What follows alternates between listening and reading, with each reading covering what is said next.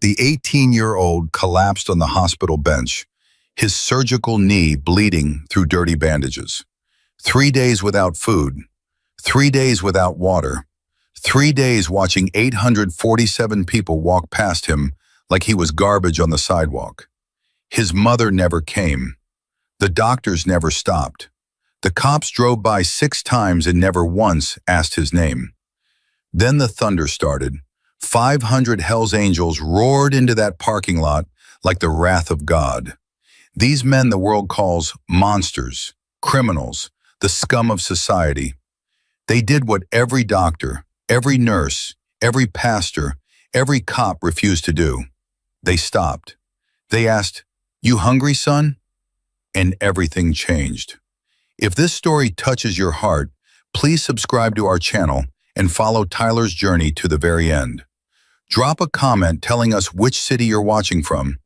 I want to see how far this story travels across the world. Tyler Mason counted the 17th car that pulled into the hospital parking lot and felt his heart lift for exactly 3 seconds before it crashed back down. Not her. The woman who stepped out had blonde hair and a hurried expression, but she wasn't his mother. She rushed toward the emergency entrance without a single glance in his direction. 17 cars, 17 disappointments, and the day had barely begun. Tyler shifted on the wooden bench, wincing as his knee throbbed with a dull, persistent ache. The surgery had been 4 days ago. The discharge papers had been signed 3 days ago. And for 3 days he'd been sitting on this bench, waiting for a woman who swore she'd be different this time. "I'll be there, baby," Linda Mason had promised during their last phone call. 6 months sober. I'm finally getting my life together. When you get out of that hospital, I'm taking you home. Our home. The one I'm building for us. Tyler had wanted to believe her. God, how he'd wanted to believe her. His phone buzzed. He grabbed it so fast he nearly dropped it. A text from an unknown number. "Your auto insurance quote is ready." He laughed. It came out broken and bitter, the sound of a young man learning that hope was just another word for disappointment. "You still here?" Tyler looked up. A security guard named Martinez stood a few feet away, arms crossed, expressions somewhere between annoyance and mild curiosity. "Someone's coming," Tyler said. "You said that yesterday." "She's coming," Martinez shrugged. "Can't sleep on hospital property, policy." "I'm not sleeping, I'm waiting. There's a shelter on 4th Street. They got beds." Tyler's jaw tightened. "I don't need a shelter. My mother is coming." Martinez stared at him for a long moment. Something flickered in his eyes, maybe pity, maybe just impatience. Then he walked away, muttering into his radio about the kid on the bench. 18. Tyler was 18 years old, and people still called him a kid. Maybe because he felt like one. Sitting here, waiting, just like he'd done his whole life. The morning sun climbed higher, and Tyler's stomach cramped with hunger. He'd eaten the last of the vending machine crackers yesterday, paid for with the final $3 in his pocket. Now he had nothing. No money, no food, no phone charger, no plan. Just a bench and a promise that was starting to feel like a lie. A woman in scrubs walked past around 10 a.m. Tyler had seen her before, Nurse Patterson, according to her badge. She'd been one of the nurses who'd cared for him after his surgery, bringing him extra pudding cups and calling him sweetheart. "Nurse Patterson," Tyler called out. She stopped, turned. Her eyes widened slightly when she recognized him. "Tyler? What are you doing out here?" "Waiting for my ride." "Still? Honey, you were discharged 3 days ago." "I know, she's just running late." Patterson's expression shifted into something Tyler recognized. The same look every social worker, foster parent, and teacher had given him over the years. The look that said, "This poor kid." "Do you need me to call someone?" she asked. "No, she's coming." "Are you sure? Because I can contact social services." "I'm 18, Tyler cut her off.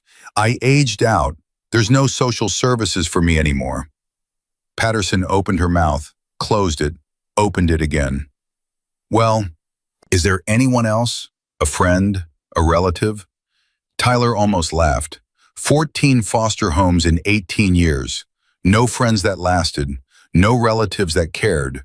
His entire support system consisted of one woman who couldn't stay sober and a phone that kept dying. "She's coming," he repeated. Patterson nodded slowly. "Okay, well, good luck, honey." She walked away. Didn't offer food. Didn't offer water. Didn't offer her phone charger. Just walked away. Tyler watched her go and added her to the count. One more person who saw him and decided he wasn't their problem. By noon, Tyler had counted 43 people who'd passed within 10 feet of his bench. 43 opportunities for someone to stop and ask if he needed help. 43 people who kept walking. His phone died at 12:47 p.m. He watched the screen go black and felt something go black inside him too. Now he couldn't even call her. Couldn't check for messages. Couldn't do anything but sit and wait and hope she remembered he existed. "Excuse me." Tyler's head snapped up. A man in a white coat stood before him, tall, silver-haired, with a kind of confident posture that screamed, "Important person." "Yes?" "I'm Dr. William Frost, hospital administrator." He didn't offer his hand. "Security tells me you've been here for several days." "I'm waiting for my mother." "So I've heard." Frost's voice carried the clipped efficiency of someone who dealt with problems, not people. "Unfortunately, you can't continue to wait here indefinitely. This is a hospital, not a bus station." Tyler stared at him. "Where am I supposed to go?" "That's not really the hospital's concern. You were discharged. Your medical care is complete. What happens after that is your responsibility." "My responsibility?" Tyler felt heat rise in his chest. "I just had knee surgery. I can barely walk. I have no money, no phone, and nowhere to go. And you're telling me that's my responsibility?" Frost's expression didn't change. "I'm telling you that you need to find alternative arrangements.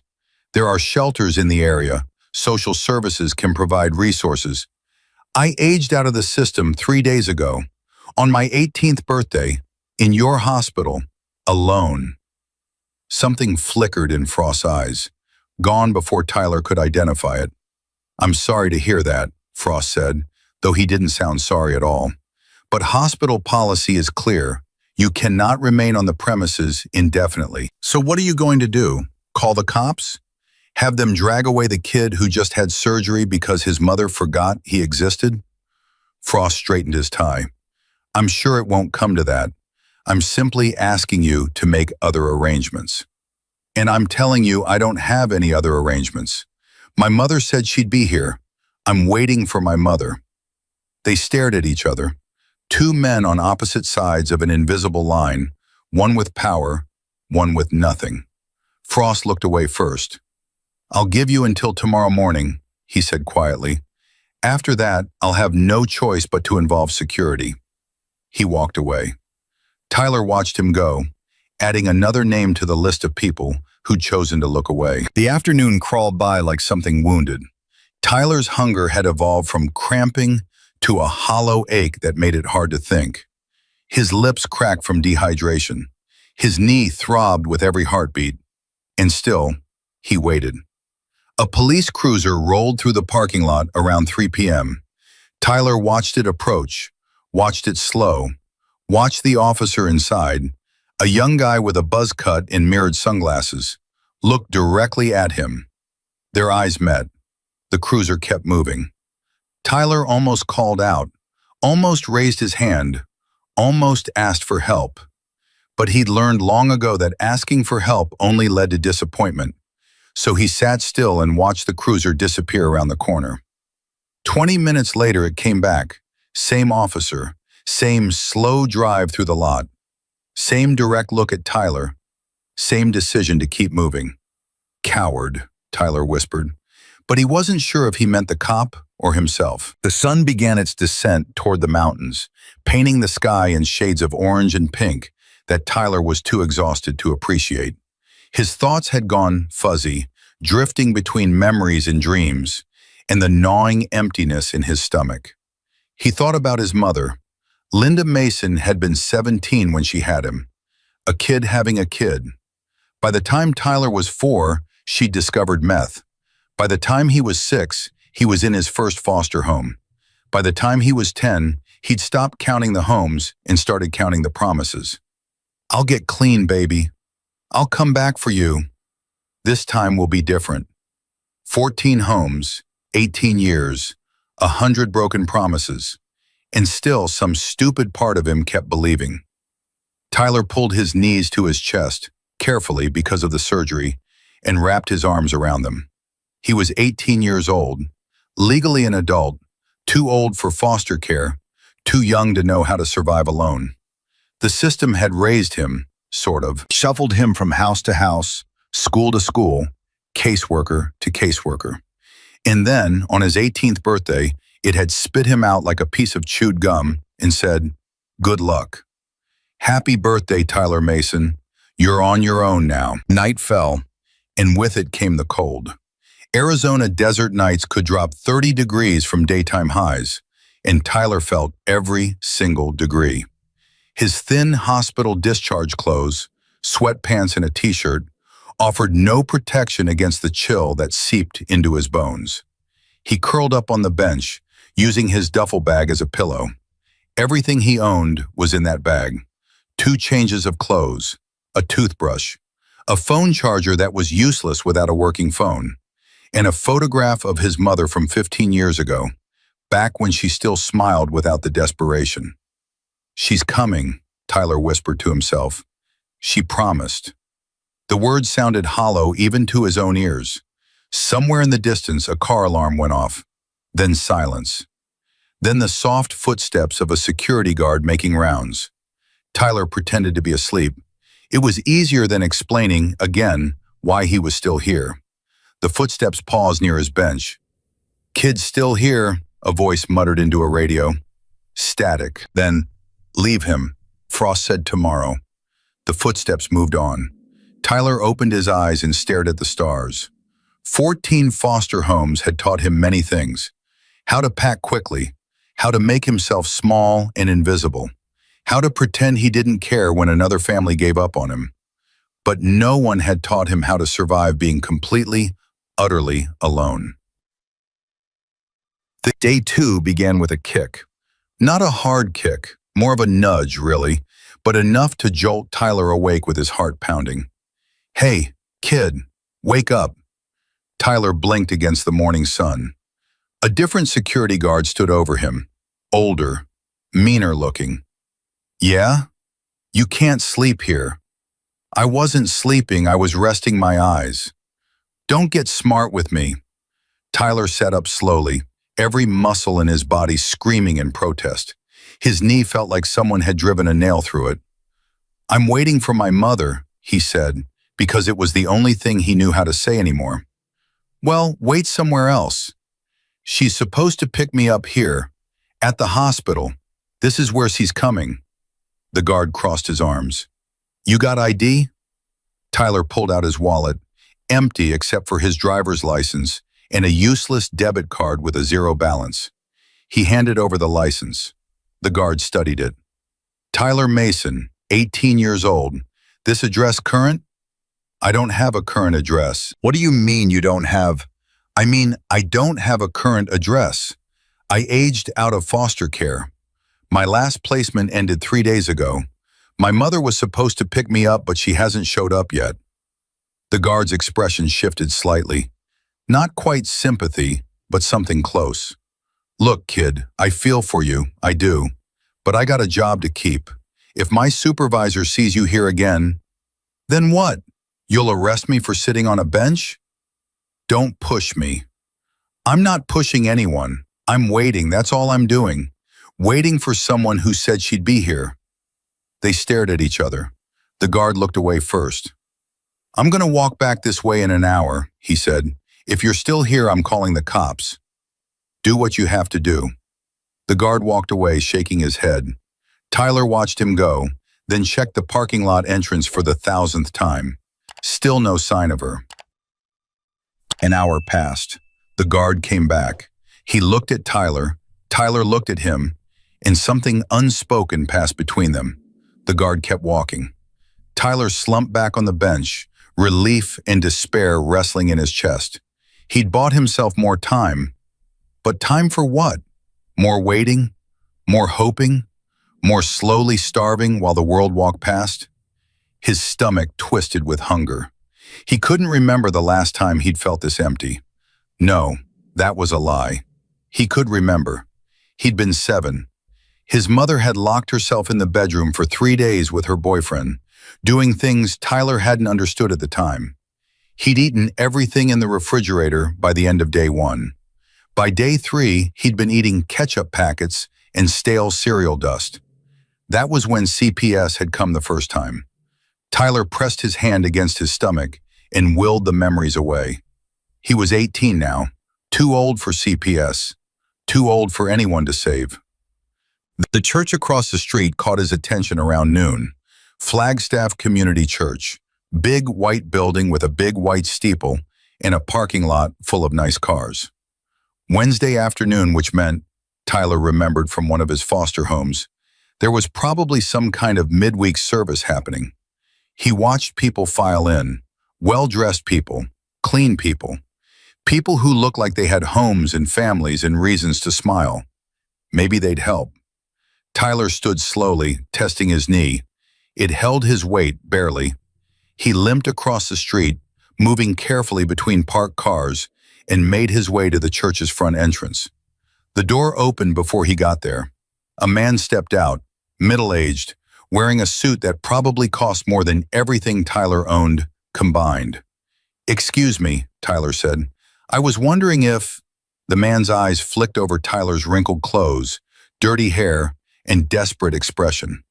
His face closed like a door slamming shut. "Services are for members only," he said, and walked past Tyler without another word.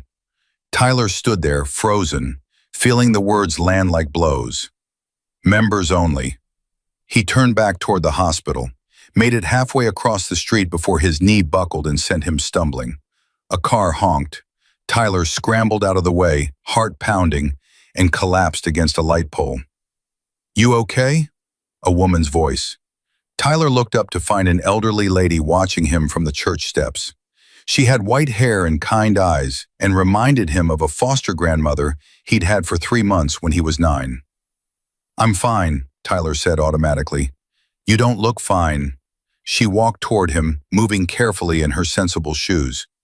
"You look like you need a hot meal and a good night's sleep." "I'm waiting for someone." "At the hospital?" She glanced across the street.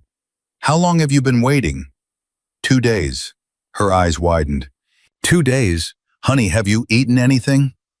Tyler didn't answer. His silence said enough. "Come inside," she said. "We've got food in the fellowship hall. Nothing fancy, just sandwiches and—" "Martha!"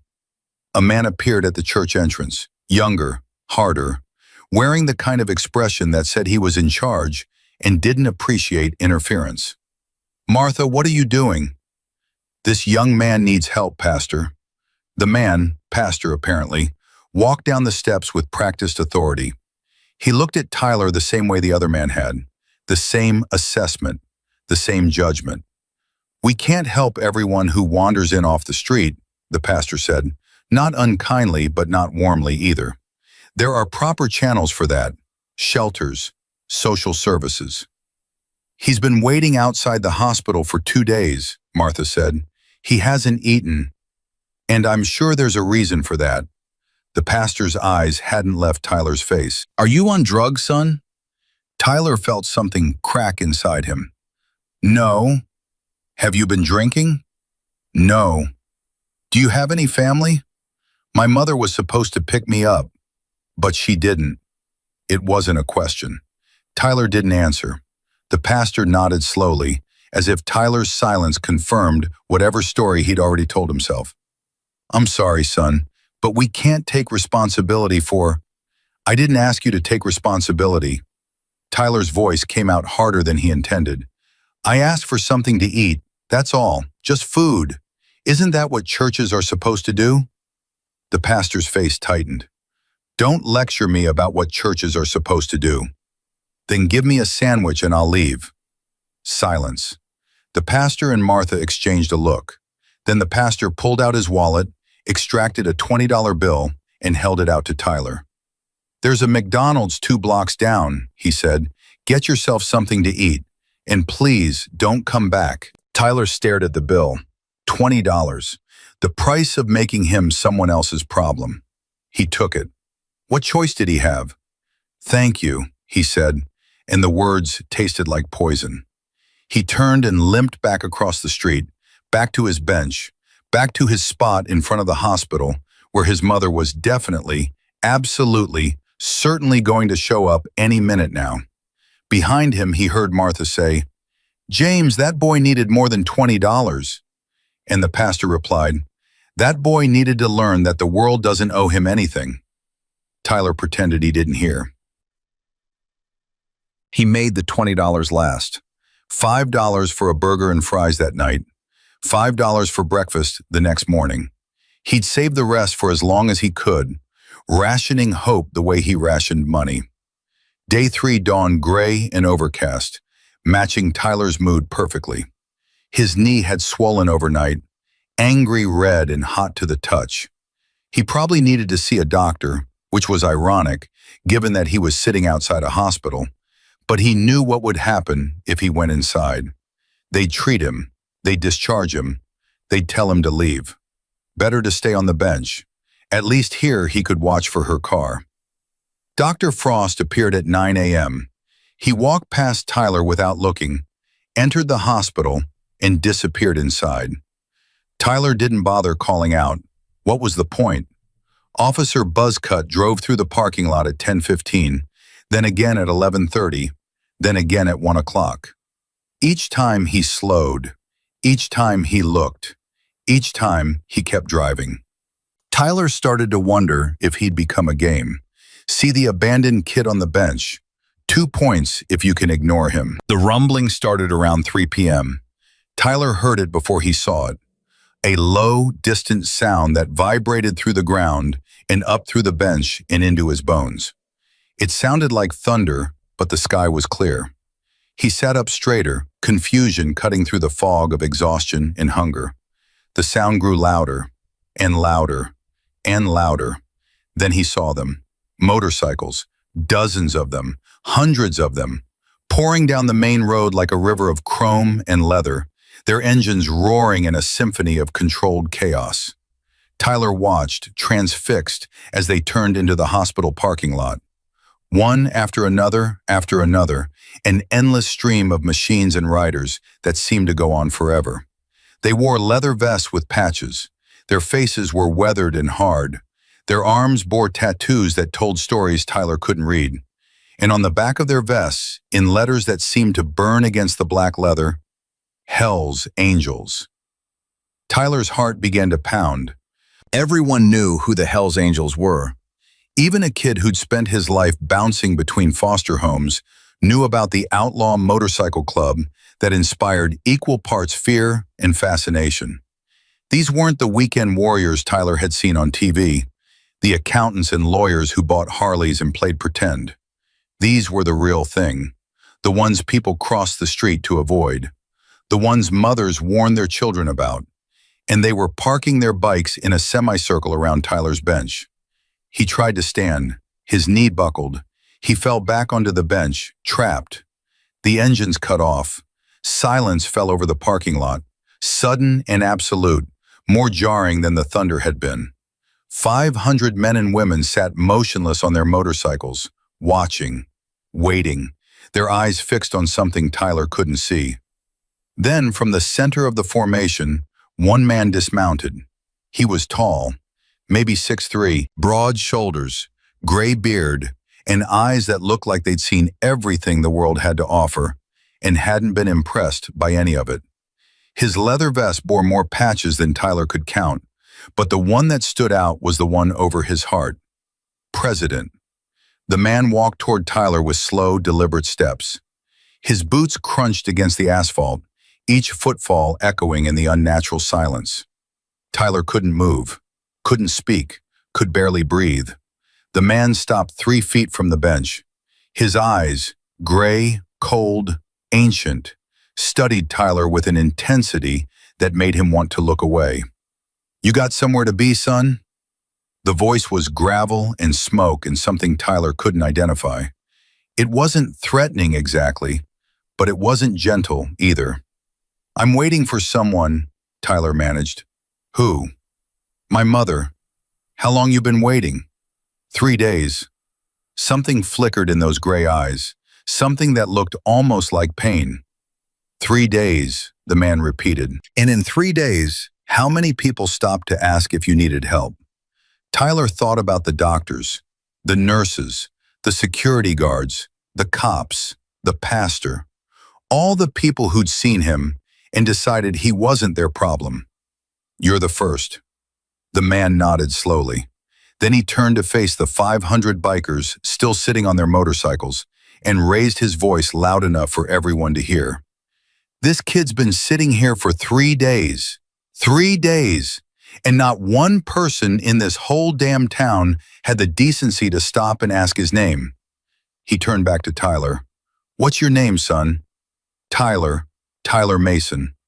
"Well, Tyler Mason, I'm Marcus Walker. People call me Stone. And those people behind me?" He gestured at the sea of leather and chrome. "Those are my brothers and sisters. We're the Hells Angels, and we've got a question for you." Tyler swallowed hard. "What?" Stone leaned down, bringing his scarred face level with Tyler's. "You hungry?" Tyler almost laughed. Of all the questions he'd expected, threats, demands, interrogations, he hadn't expected that. "Yeah," he admitted, "I'm hungry." Stone straightened up and whistled sharply. Immediately, 2 riders dismounted and began pulling supplies from their saddlebags. Water bottles, protein bars, a wrapped sandwich that made Tyler's mouth water just looking at it. "Eat," Stone commanded, pressing the food into Tyler's hands. "Then we'll talk about why a town full of supposedly good people left a kid to starve on a bench." Tyler looked at the food, then at Stone, then at the 500 outlaws who'd stopped when no one else would. And for the first time in 3 days, he felt something other than despair. He felt seen. The parking lot transformed into something Tyler couldn't quite comprehend.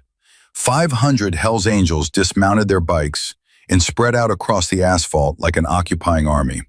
Some set up portable chairs. Others lit cigarettes and gathered in small groups, talking quietly. A few approached the hospital entrance with expressions that suggested they weren't planning to ask nicely for anything.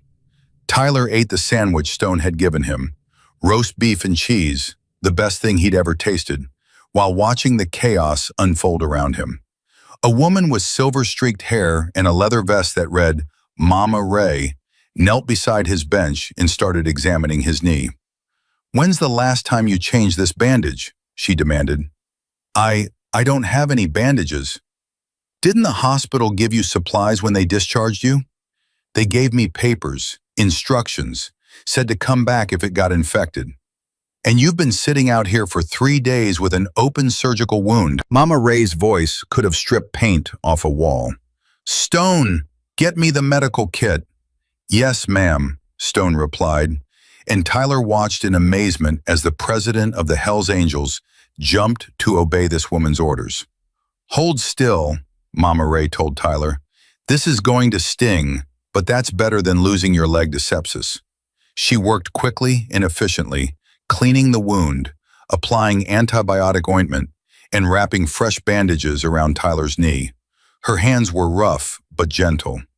"There," she said when she finished. "That should hold you until we can get you to a real doctor, one who actually gives a damn." "Thank you," Tyler said. Mama Ray looked at him with eyes that had seen too much pain to be fooled by anyone's pretenses. "When's the last time someone took care of you, honey?" Tyler tried to remember. Failed. "I don't know." Mama Ray's expression softened. She reached out and cupped his face with her weathered hand. "Well, that ends today." Dr. Frost emerged from the hospital approximately 15 minutes after the Hells Angels arrived. Tyler watched him walk toward Stone, his face a masterpiece of controlled panic. Behind him, a cluster of security guards hung back, clearly unwilling to engage with 500 bikers. "Excuse me," Frost said, his voice strained. "You can't just... This is hospital property. There are regulations." "Regulations," Stone repeated. "Let's talk about regulations, Doc. How about the regulation that says you don't discharge a post-surgical patient to nobody? How about the regulation that says you don't let a kid sit on a bench for 3 days without food or water or medical care?" "That's not... We couldn't have known." "You couldn't have known?" Stone's voice rose. "He was right there, right outside your front door. Every doctor, every nurse, every administrator in this building walked past him for 3 days. Don't tell me you couldn't have known." Frost's face went pale. "The police drove past 6 times. Stone stepped closer. "I counted. My guys counted. 6 times they slowed down, looked at this kid, and kept driving. So don't talk to me about proper channels and regulations and whatever other bullshit you're about to spew. I'm calling the police." "Please do." Stone smiled, and it wasn't pleasant. "I'm sure the news crews will be real interested in why the police are arresting bikers for feeding a starving kid that the hospital abandoned." "We didn't abandon." 3 days, Doc. He sat on your bench for 3 days. What do you call that?" Frost opened his mouth, closed it, opened it again. No words came out. Stone nodded slowly. "That's what I thought." The cops arrived 20 minutes later. 3 cruisers, lights flashing, parking in a row at the edge of the lot. Officer Buzzcut was among them, Tyler noticed. The same cop who'd driven past him 6 times. "Evening, officers," Stone said pleasantly. "Something we can help you with?" The lead cop, older, gray at the temples, with a name tag that read Harlow, stepped forward. "We've received reports of a disturbance." "No disturbance here, just some citizens exercising our right to peacefully assemble." "Peacefully assemble?" Harlow looked around at the 500 bikers, the fortress of motorcycles, the general air of controlled menace. "This doesn't look peaceful to me." "Then you should get your eyes checked." Stone's voice had gone cold. "What this looks like is a group of concerned Americans taking care of a young man that your department ignored for 72 hours. Harlow's jaw tightened. "I don't know what you're talking about." "Don't you?" Stone pointed at Tyler. "That kid's been sitting on that bench since Monday. He's 18 years old, just had knee surgery, and his mother abandoned him. And in 3 days, not one of your officers stopped to help." "That's not..." "6 times, Officer Harlow. Your guys drove through this lot 6 times. I know because I had someone watching." Stone's voice dropped to something almost intimate. "So let me ask you something. When did protecting and serving start meaning you only protect and serve people who look like they deserve it?" Harlow's face went through several expressions: anger, denial, and finally something that might have been shame. "We'll need to see some ID," he said, his voice weaker now. "Happy to provide it." Stone reached into his vest and produced his license. "Marcus Walker, Flagstaff resident, no outstanding warrants, clean record for the past 15 years. Anything else?" Harlow studied the ID for a long moment. Then he handed it back. "Just keep it peaceful," he said. "Always do, officer." Stone smiled again, that same unpleasant smile. "That's more than I can say for the fine, upstanding citizens of this town." The cops retreated to their cruisers. They didn't leave, probably wouldn't leave until the Hells Angels did, but they kept their distance. Tyler watched them go, feeling something shift in his chest. "Why are you doing this?" he asked Stone. The president of the Hells Angels turned to look at him. For a moment, his hard face softened into something almost gentle. "Because 35 years ago, I was you." Stone's words hung in the air between them, heavy with a history Tyler couldn't begin to imagine. "What do you mean you were me?" Stone pulled up a folding chair. Someone had produced them from somewhere, along with coolers of water and bags of food. and sat down across from Tyler. Behind him, 500 bikers continued their controlled chaos. But here, in this small space between the bench and the chair, a different kind of conversation was happening. "Phoenix," Stone said. "Summer of 1989. I was 17 years old, fresh out of juvie, and my old man was supposed to pick me up at the bus station. Said he'd be there at noon. Was he?" "No." Stone's voice carried no bitterness, only the flat acceptance of someone who'd long ago made peace with the past. "He wasn't there at noon, wasn't there at 6, wasn't there at midnight. I sat on a bench outside that bus station for 4 days, Tyler. 4 days waiting for a man who'd chosen the bottle over his own son." Tyler's throat tightened. "What happened?" "Same thing that happened here. People walked past. People saw me. People decided I wasn't their problem." Stone leaned forward. "And then, on the 5th day, a man pulled up on a Harley. Scariest looking guy I'd ever seen. Tattoos everywhere. Beard down to his chest. Eyes like he'd killed men and slept fine after." "Was he Hell's Angels?"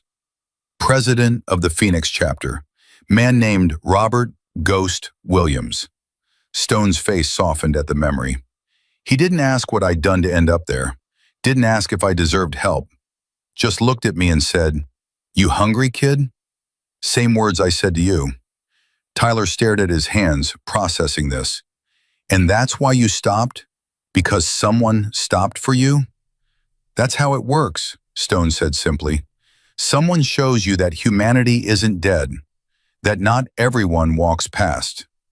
And then, when you see someone else in the same spot, you stop too, because you remember what it felt like to be invisible." A commotion near the hospital entrance drew their attention. Dutch, Stone had pointed him out earlier, a massive man with forearms like tree trunks, was having words with a man in a suit.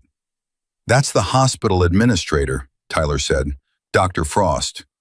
Stone stood. "Let's go have a conversation." Tyler tried to stand too, but his knee screamed in protest. Mama Ray appeared instantly, pressing him back down. "You stay put. Stone can handle this." "But," "No buts, you've been through enough." Tyler watched helplessly as Stone crossed the parking lot, his stride unhurried but purposeful. The crowd of bikers parted for him like water around a stone. Dutch's voice carried across the lot. "I'm telling you, Doc, we want to see the discharge records. Every patient you've released in the past week without confirmed transportation. That's confidential medical information. I can't just..." "Can't or won't. It's illegal." "You know what else is illegal?" Stone arrived, his voice cutting through the argument like a blade. "Negligence, abandonment, discharging a patient who has no one to care for them."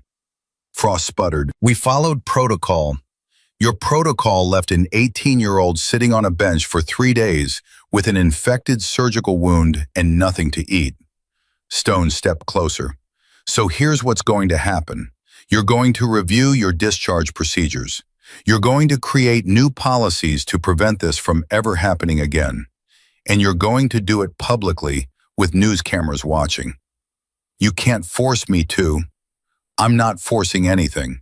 Stone's voice dropped to something almost gentle. "I'm giving you the opportunity to be part of the solution instead of part of the problem. Right now, you're the face of everything wrong with this system. But you could be the face of change. Your choice." Frost's face went through a journey of emotions: anger, fear, calculation, and finally something that looked almost like shame. "I need to consult with our legal department." "You do that," Stone smiled. "We'll wait." Frost retreated into the hospital. Dutch watched him go, then turned to Stone. "Think he'll actually do anything?" "He'll do whatever makes him look good on camera. The trick is making sure the right thing is also the thing that makes him look good." Tyler heard every word. He was beginning to understand something about Stone. The man wasn't just a biker, wasn't just an outlaw. He was a strategist, someone who understood how the world worked and how to make it work differently. A woman approached the bench, young, maybe mid-20s, with sharp eyes and a leather vest that marked her as a full member, not just someone's girlfriend. "Stone sent me," she said to Tyler. "I'm Crystal Hughes. I work with social services on the side, help the club with legal stuff." "Social services?" Tyler couldn't keep the bitterness out of his voice. "I aged out. There's no social services for me." "That's not entirely true." Crystal sat down beside him. "There are programs for aged-out foster youth, transitional housing, job training, educational assistance. The system's not great at telling you about them, but they exist. Nobody told me about any of that." "I know. That's part of the problem." Crystal pulled out a notebook. "Let me ask you some questions. How long were you in foster care?" "Since I was 6. "How many placements?" 14. Crystal's pen paused. 14 homes in 12 years? Some lasted a few months. Some lasted a few weeks. One lasted 3 days. Tyler's voice went flat. "They said I was difficult." "Were you?" "I was a kid who wanted someone to want me. If that's difficult, then yeah, I guess I was." Crystal wrote something in her notebook. Her expression hadn't changed, but Tyler could see something shifting behind her eyes. "Tell me about your mother." Tyler's jaw tightened. "What about her? When was the last time you saw her?" "In person?" 3 years ago. She came to one of my foster homes, promised she was getting clean, said we'd be together soon. Then she disappeared for 6 months. "And the phone call? The one where she promised to pick you up?" "A week ago. She'd just gotten out of rehab. Said she'd been sober for 6 months. Said she had an apartment, a job, everything ready." Tyler's voice cracked. "Said this time would be different." Crystal nodded slowly. "Do you have her number? Address?" "I have a number. It goes straight to voicemail now." "May I try?" Tyler recited the number. Crystal dialed, listened, waited. After a moment, she shook her head. "Voicemail. But I got a name on the recording. Linda Mason, right?" "That's her." "Okay." Crystal stood. "I'm going to make some calls. See if I can track her down." "She's probably just running late," Tyler heard himself say. The words came out automatically, the same desperate hope he'd been clinging to for 3 days. Crystal looked at him with an expression that was gentle, but honest. "Maybe, but we need to know for sure." She walked away, phone already pressed to her ear. Tyler watched her go, feeling something cold settle in his stomach. For 3 days, he'd been telling himself his mother was coming. Now, for the first time, he let himself consider the alternative. What if she wasn't? The afternoon wore on, and the Hells Angels showed no signs of leaving. If anything, they'd settled in more firmly, transforming the hospital parking lot into something between a campsite and a command center. Someone had set up a grill. The smell of cooking meat drifted across the lot, making Tyler's stomach growl despite the food he'd already eaten. A woman brought him a burger, hot, juicy, exactly what he needed, and refused to hear his thanks. "Save it," she said. "We take care of our own." "I'm not one of you." "You are now." She walked away before Tyler could respond. Stone returned around 5 p.m., his face grim. "News crews are on their way. 3 local stations, 1 national affiliate. Is that good?" "It's necessary." Stone sat down in the folding chair that had become his unofficial spot. "The only way to force change is to make the problem impossible to ignore. Right now, you're a story. Tomorrow, you'll be a movement." "I don't want to be a movement. I just want—" Tyler stopped, unable to finish the sentence. "Your mother?" Tyler nodded. Stone was quiet for a long moment. When he spoke, his voice was softer than Tyler had heard it. "I'm going to tell you something, and it's going to hurt, but you need to hear it." Tyler braced himself. "Crystal ran your mother's name, Linda Mason. She found her." Tyler's heart stopped. "Found her? Where?" "A motel outside Williams, about 40 miles from here." "She's been that close? For 3 days?" Tyler's voice rose. "And she couldn't—" "Tyler!" Stone's hand landed on his shoulder, heavy and grounding. "She relapsed.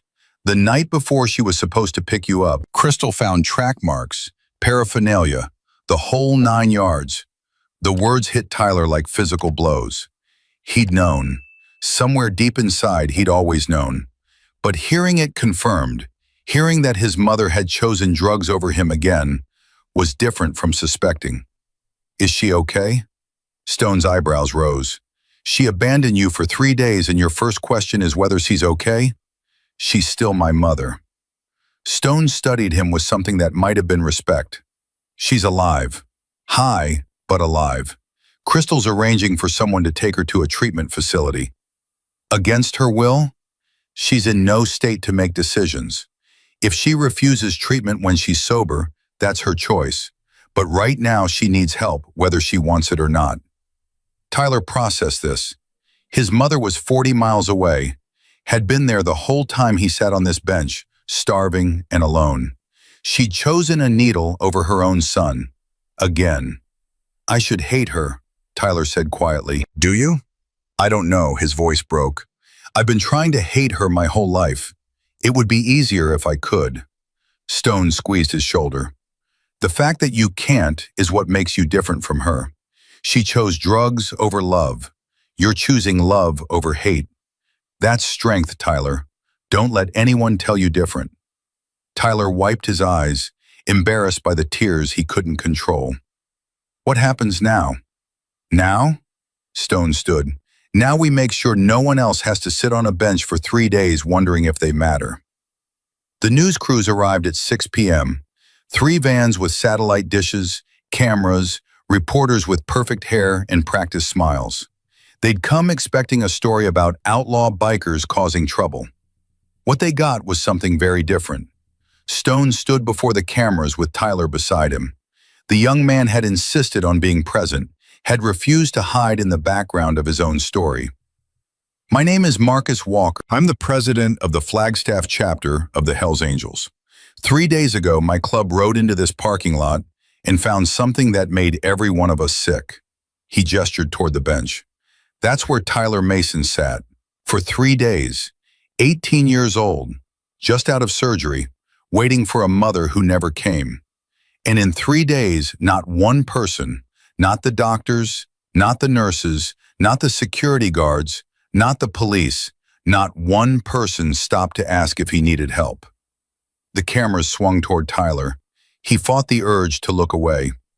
Mr. Mason, a reporter called out. How are you feeling? Tyler thought about the question. How was he feeling? Exhausted, betrayed, confused, grateful, angry, hopeful. 1,000 emotions he couldn't begin to sort out. I'm feeling seen, he finally said. For the first time in my life, I feel like someone actually sees me. And what do you want people to take away from your story? Tyler looked at Stone, then at the hundreds of bikers surrounding them, then at the hospital where doctors had walked past him for 3 days. I want people to understand that looking away is a choice. Every person who walked past me made a choice. They chose to pretend I wasn't there. They chose to believe I wasn't their problem. His voice strengthened. But these people, these bikers that everyone's so scared of, they chose differently. They chose to stop. They chose to help. So maybe the world needs to reconsider who the real heroes are. The reporter nodded, clearly getting more than she'd expected. Stone, another reporter called out. Some people would say the Hells Angels have no business lecturing others about morality. How do you respond to that? Stone smiled, and it wasn't pleasant. I'd say those people should look in the mirror. We've done things we're not proud of. We've broken laws. We've made mistakes. But we've never abandoned a kid to starve on a bench because it wasn't our problem. We've never walked past someone who needed help because helping was inconvenient. So yeah, maybe we're criminals, but we're criminals who give a damn. Can the good, upstanding citizens of Flagstaff say the same? The interview continued for another 20 minutes. By the end, the narrative had shifted completely. This wasn't a story about dangerous bikers disrupting a hospital. This was a story about a community's failure and the unlikely heroes who'd stepped in to fill the gap. Tyler watched the cameras pack up and felt something strange in his chest. Hope. Not the desperate, clinging hope he'd felt waiting for his mother. This was different. This was the hope that came from knowing someone had your back. Night fell, and the Hells Angels showed no signs of leaving. "Aren't you supposed to be somewhere?" Tyler asked Stone. "You said this was a regional run. Don't you have places to be?" "We were heading to a rally in Sturgis. Biggest ride of the year. And you're missing it? For me?" Stone looked at him steadily. "A rally happens every year. A chance to make a difference in someone's life? That's rare." Tyler didn't know what to say. "Get some sleep," Stone told him. "We've got a lot to figure out tomorrow." "Where am I supposed to sleep?" "We've got tents set up, or you can crash in one of the support vehicles. Your choice." "I've been sleeping on this bench for 3 days. And now you don't have to." Tyler stood slowly, testing his knee. Mama Ray had done good work. The swelling had gone down, and the pain was manageable. "Stone?" "Yeah. Thank you for stopping." Stone's hard face softened, just for a moment. "Thank me by stopping for someone else someday. That's how this works." Tyler nodded. He limped toward the tents, surrounded by bikers who nodded at him as he passed, who made space for him, who treated him like he belonged. For the first time in 18 years, he felt like he might. The next morning brought changes Tyler hadn't expected.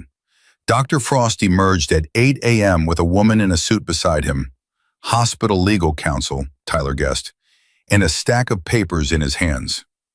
"We've reviewed our discharge protocols," Frost announced to the assembled cameras that had returned for day 2. "And we're implementing immediate changes. No patient will be discharged without confirmed transportation or social services involvement. We're calling it the Mason Protocol." Tyler stared. They'd named it after him. "Additionally," Frost continued, "we're establishing a fund to assist patients who may face challenges after discharge.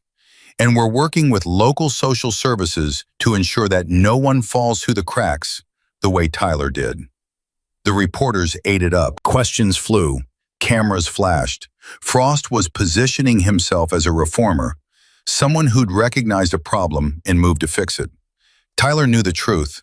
Frost was covering his ass, trying to get ahead of a potential lawsuit and PR disaster. But the outcome was the same. Changes were being made. Policies were being implemented. Maybe the next Tyler Mason wouldn't have to sit on a bench for 3 days. Stone appeared beside him. "This is just the beginning," Stone said quietly. "The hospital's scared. The city's embarrassed. We need to push while they're off balance." "Push for what?" "Tyler's Law. State legislation requiring transition support for aged-out foster youth, housing assistance, job training, mental health services, everything the system should have given you, but didn't." Tyler shook his head. "That's too big. I'm just one kid. Rosa Parks was just one woman on a bus. Sometimes that's all it takes." Before Tyler could respond, Crystal Hughes came running across the parking lot. Her face was pale, her expression urgent. "Stone, we have a problem." "What kind of problem?" "Linda Mason. She discharged herself from the treatment facility." Tyler's blood went cold. "What?" "She checked herself out an hour ago, refused treatment, and she's on her way here." Stone's jaw tightened. "Here? Why?" "Someone told her about the news coverage, about Tyler. She says she's coming to take her son home." Tyler felt the ground shift beneath his feet. His mother was coming.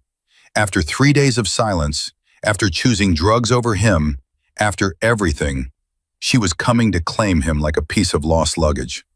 "What do I do?" Stone looked at him with those ancient gray eyes. "That's up to you. You're 18. She has no legal authority over you anymore. If you want to go with her, that's your choice. If you don't, we'll make sure she can't force you." "I don't know what I want." "Then we wait until you do." The waiting was agony. Tyler sat on his bench. It had become his bench now, the place where everything had changed, and watched the parking lot entrance with a mixture of dread and desperate longing. His mother was coming. His mother who'd promised to be different.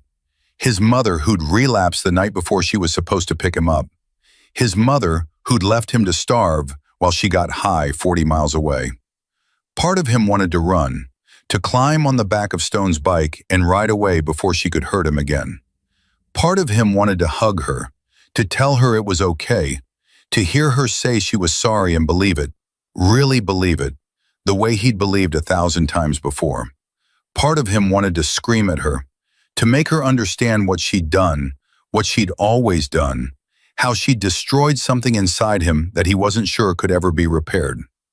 Mama Ray sat down beside him. "Whatever happens," she said quietly, "you don't have to face it alone. I've always faced things alone. Not anymore." An old sedan pulled into the parking lot at 11:47 a.m. Tyler recognized it immediately. The same car his mother had driven when she'd visited him 3 years ago, promising things she'd never deliver. The car parked crookedly, taking up 2 spaces. The door opened. Linda Mason stepped out. She looked worse than Tyler remembered. Thinner, paler. Her hair hung lank around her face, and her eyes, those eyes that had once sparkled with laughter when she was clean, were hollow and desperate. "Tyler!" She ran toward him, actually ran, stumbling over her own feet, arms outstretched like she expected him to fall into them. Tyler didn't move. Stone stepped into her path, and Linda pulled up short. "Who the hell are you?" "Someone who gives a damn about your son." "I'm his mother. I give a damn." "Do you?" Stone's voice was ice. "Where were you 3 days ago, Linda? Where were you when he was sitting on that bench, starving, waiting for you?" "I got sick. I couldn't help it." "You got high. There's a difference." Linda's face crumpled. "You don't understand. You don't know what it's like." "I know exactly what it's like." Stone stepped closer. "I grew up with an alcoholic father. I know every excuse, every lie, every promise that never gets kept. And I know that right now, you're not here because you care about Tyler. You're here because you're scared. Scared of what this story's doing to your reputation. Scared of losing the only person who still believes in you." "That's not true." "Then prove it." Stone pointed at Tyler. "Look at your son. Really look at him. And tell me honestly, are you here for him or for yourself?" Linda turned to face Tyler. For a long moment, mother and son stared at each other across years of broken promises and shattered trust. "Tyler, baby, please." "Don't." Tyler's voice came out stronger than he expected. "Don't call me baby. Don't make promises. Don't say this time is different." "But it is different." "It's never different." The words exploded out of him, years of pain compressed into a single cry. "I've heard it all before, Mom. Every version, every variation, and it always ends the same way. You choose drugs. You choose whatever boyfriend's feeding your habit. You choose everything and everyone except me. That's not fair." "Fair?" Tyler stood, ignoring the pain in his knee. "You want to talk about fair? I sat on this bench for 3 days. 3 days. I watched hundreds of people walk past me. I watched cops drive by and do nothing. I watched a whole town decide I wasn't worth their time. And the whole time you were 40 miles away, getting high. I was sick, Tyler. It's a disease." "I know it's a disease. I've known that since I was 6 years old. But you know what else I know? You've never once, not once, chosen getting better over getting high. You've had 100 chances, 1,000 chances, and every single time you've made the same choice." Linda started crying. The tears rolled down her hollow cheeks, and Tyler felt something break inside him. "I want to help you," he said, his voice dropping. "I want to believe you can get better, but I can't keep waiting for you to become the mother I need. I've been waiting my whole life, and I'm tired, Mom. I'm so tired." "Then come home with me." Linda reached for him. "We can figure it out together. I have an apartment now. I have—" "You don't have anything," Crystal's voice cut in. She'd appeared beside Stone, her face grave. I checked. The apartment was evicted 3 weeks ago. The job you mentioned doesn't exist. The life you promised Tyler? It was a lie. All of it. Linda's face went white. I was going to fix it. I was going to make it work before he got out of the hospital. But you didn't. Tyler's voice was quiet now. You never do. The silence stretched between them, filled with 18 years of disappointment. What do you want me to do? Linda whispered. Tyler thought about it, really thought about it, for the first time in his life. What did he want from his mother? What could she actually give him? I want you to get help, he finally said. Real help, not the kind you check yourself out of after one night. I want you to go to treatment and stay there until you're actually better. And then we'll see. You won't come with me? No. The word was final. Absolute. I spent 18 years waiting for you to be ready to be my mother. Now it's your turn to wait. Show me you can stay clean. Show me you can build a life without me having to prop you up. And maybe we can try again. Linda crumbled. Her legs gave out and she collapsed on the asphalt, sobbing. Tyler watched her, feeling his heart tear in two directions. Stone's hand landed on his shoulder. You did the right thing. Then why does it feel so wrong? Because doing the right thing and doing the easy thing are rarely the same. Two of the Hells Angels women helped Linda to her feet. They weren't gentle exactly, but they weren't cruel either. They guided her to one of the support vehicles, speaking quietly about treatment options and facilities. Tyler watched his mother disappear into the van, watched the door close behind her, and felt something shift inside him. He'd spent 18 years being abandoned by her. Today, for the first time, he'd walked away. And somehow, impossibly, that felt like the first step toward healing. The rest of the day passed in a blur. More interviews, more conversations, more people stopping by to share their own stories of abandonment and rescue. Tyler learned that he wasn't alone, not even close. Thousands of kids aged out of foster care every year with no support, no resources, no one to catch them when they fell. He was just one of many invisible children that society preferred to pretend didn't exist. But maybe that was changing. The news coverage had exploded. The story was national now, the abandoned boy and the outlaw bikers who saved him. State legislators were making statements. The governor's office had released a press release promising to review foster care policies. This is bigger than you, Stone told him that evening. Bigger than me. This is a moment, and we need to make sure it counts. How? Stone pulled out a piece of paper and handed it to Tyler.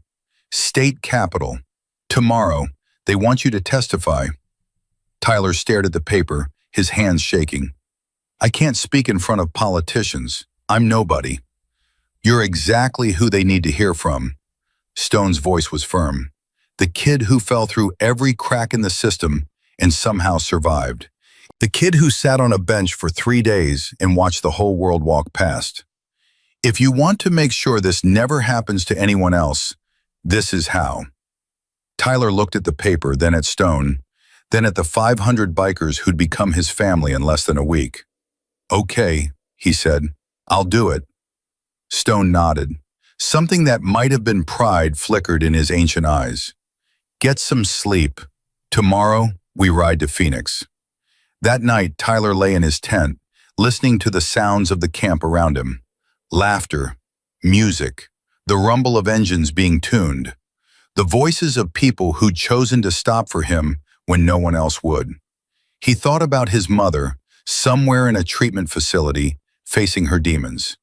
He thought about his father, a man he'd never met and probably never would. He thought about the 14 foster homes, the countless social workers, the endless parade of people who were supposed to care but never quite did. And he thought about tomorrow, standing before state legislators, telling his story, demanding change. He was terrified, but for the first time in 18 years, he wasn't alone. And that made all the difference. The morning came faster than Tyler expected. He woke to the sound of 500 engines warming up, a thunderous symphony that vibrated through the ground and into his bones. For a moment, disoriented by sleep, he thought he was back on the bench, dreaming of rescue. Then Mama Ray unzipped his tent. "Up and at 'em, kid. We ride in 20 minutes. Tyler stumbled out, his knee stiff but manageable. Someone pressed a cup of coffee into his hands. Someone else handed him a fresh t-shirt, black with no logos. Someone had even found him a pair of boots that fit. Stone appeared, already dressed in full riding gear. His face was hard, focused. "You ready for this?" Tyler wasn't sure he'd ever be ready, but he nodded anyway. "Then let's go change the world." The ride to Phoenix took 3 hours. Tyler rode in a sidecar attached to Stone's bike, the wind whipping past his face as 500 motorcycles carved a path down the highway.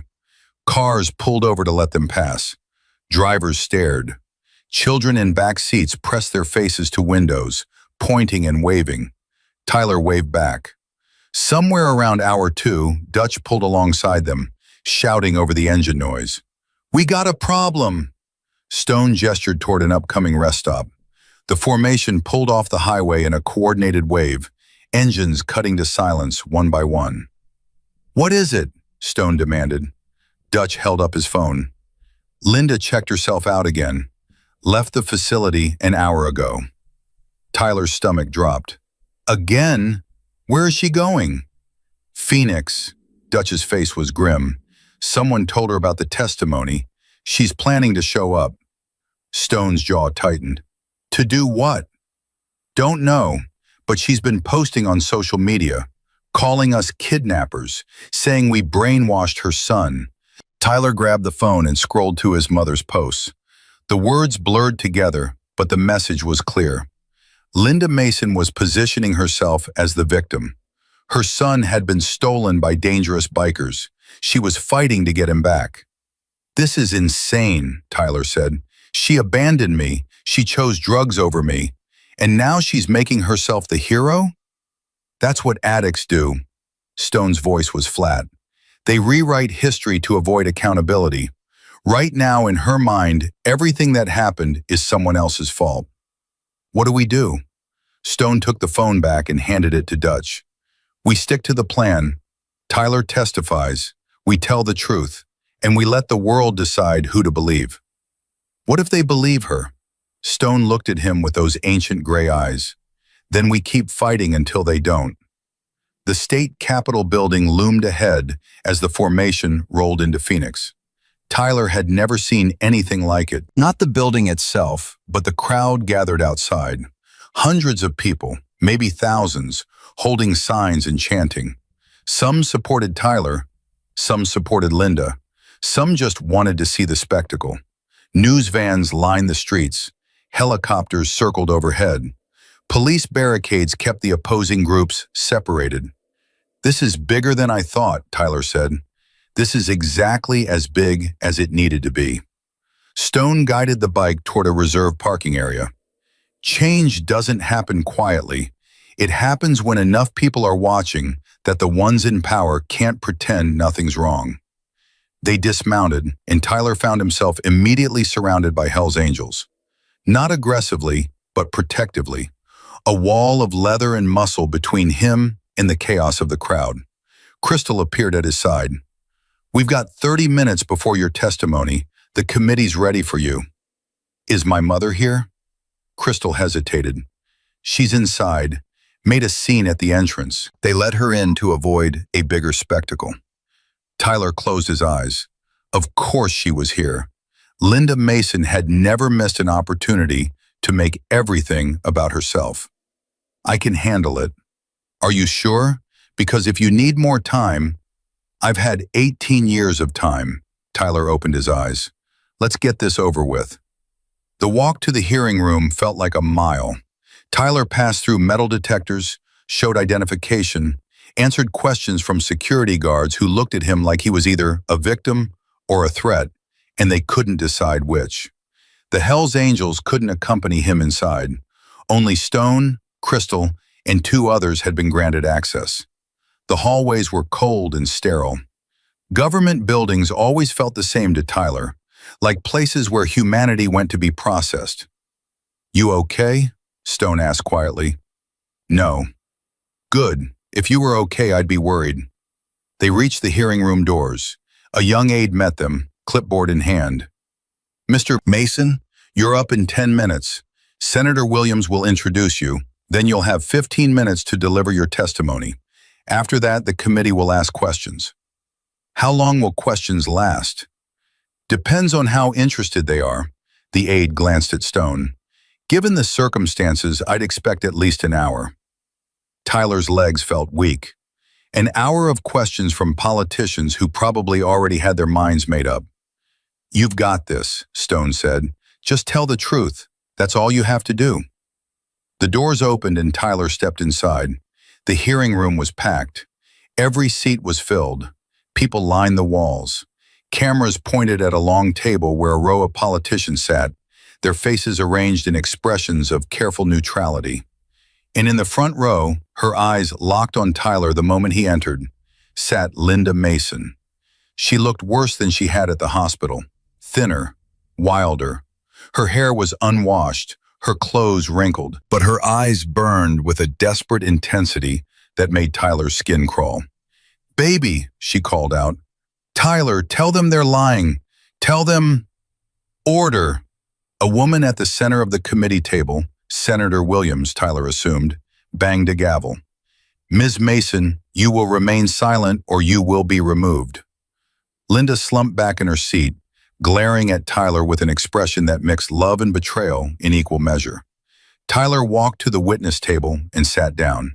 His hands were shaking. He pressed them flat against his thighs, hiding the tremor. "Mr. Mason," Senator Williams said, "thank you for being here today. I understand this isn't easy." "No, ma'am, it's not. The committee has reviewed the preliminary reports about your situation. We've seen the news coverage. We've heard from hospital administrators, police officers, and representatives of the Hells Angels Motorcycle Club." She paused. "Now we want to hear from you. In your own words, tell us what happened." Tyler took a breath, then another, and then he began. "My name is Tyler Mason. I'm 18 years old.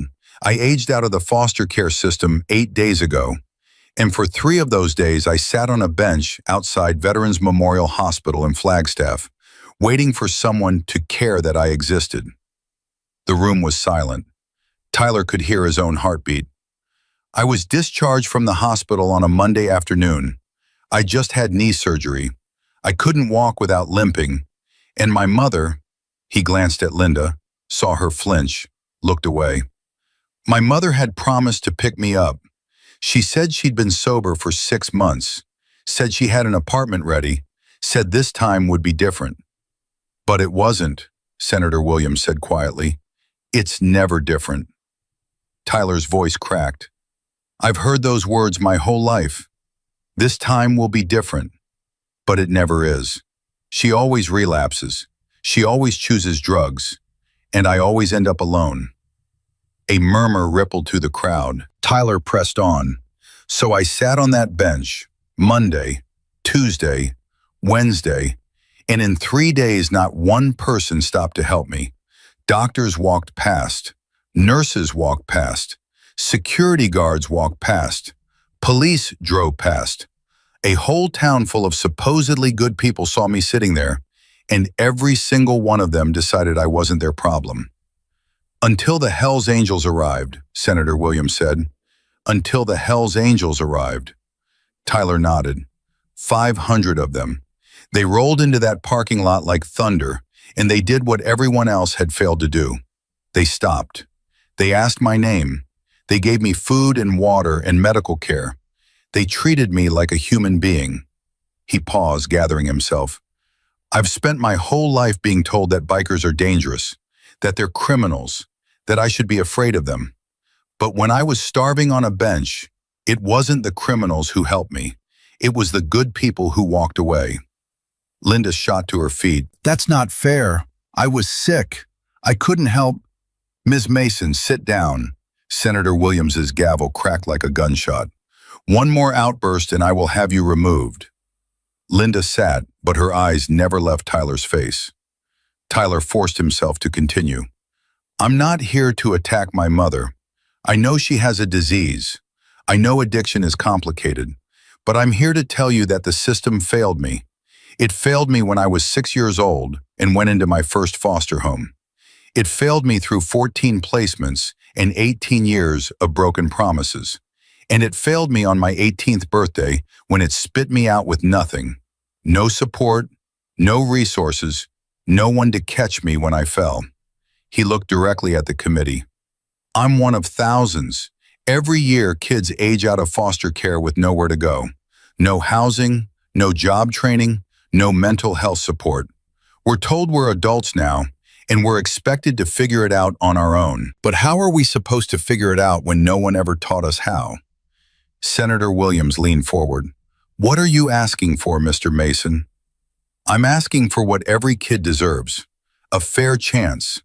Transitional housing for aged-out foster youth, job training programs, mental health services, someone to call when everything falls apart. I'm asking you to make sure that no other kid has to sit on a bench for 3 days wondering if they matter. The room erupted. Applause from some, angry shouts from others. Linda was crying now, loud and theatrical tears that drew every camera in her direction. Senator Williams banged her gavel repeatedly. Order! Order! The noise subsided slowly. Mr. Mason, another committee member, an older man with silver hair and a skeptical expression, leaned into his microphone.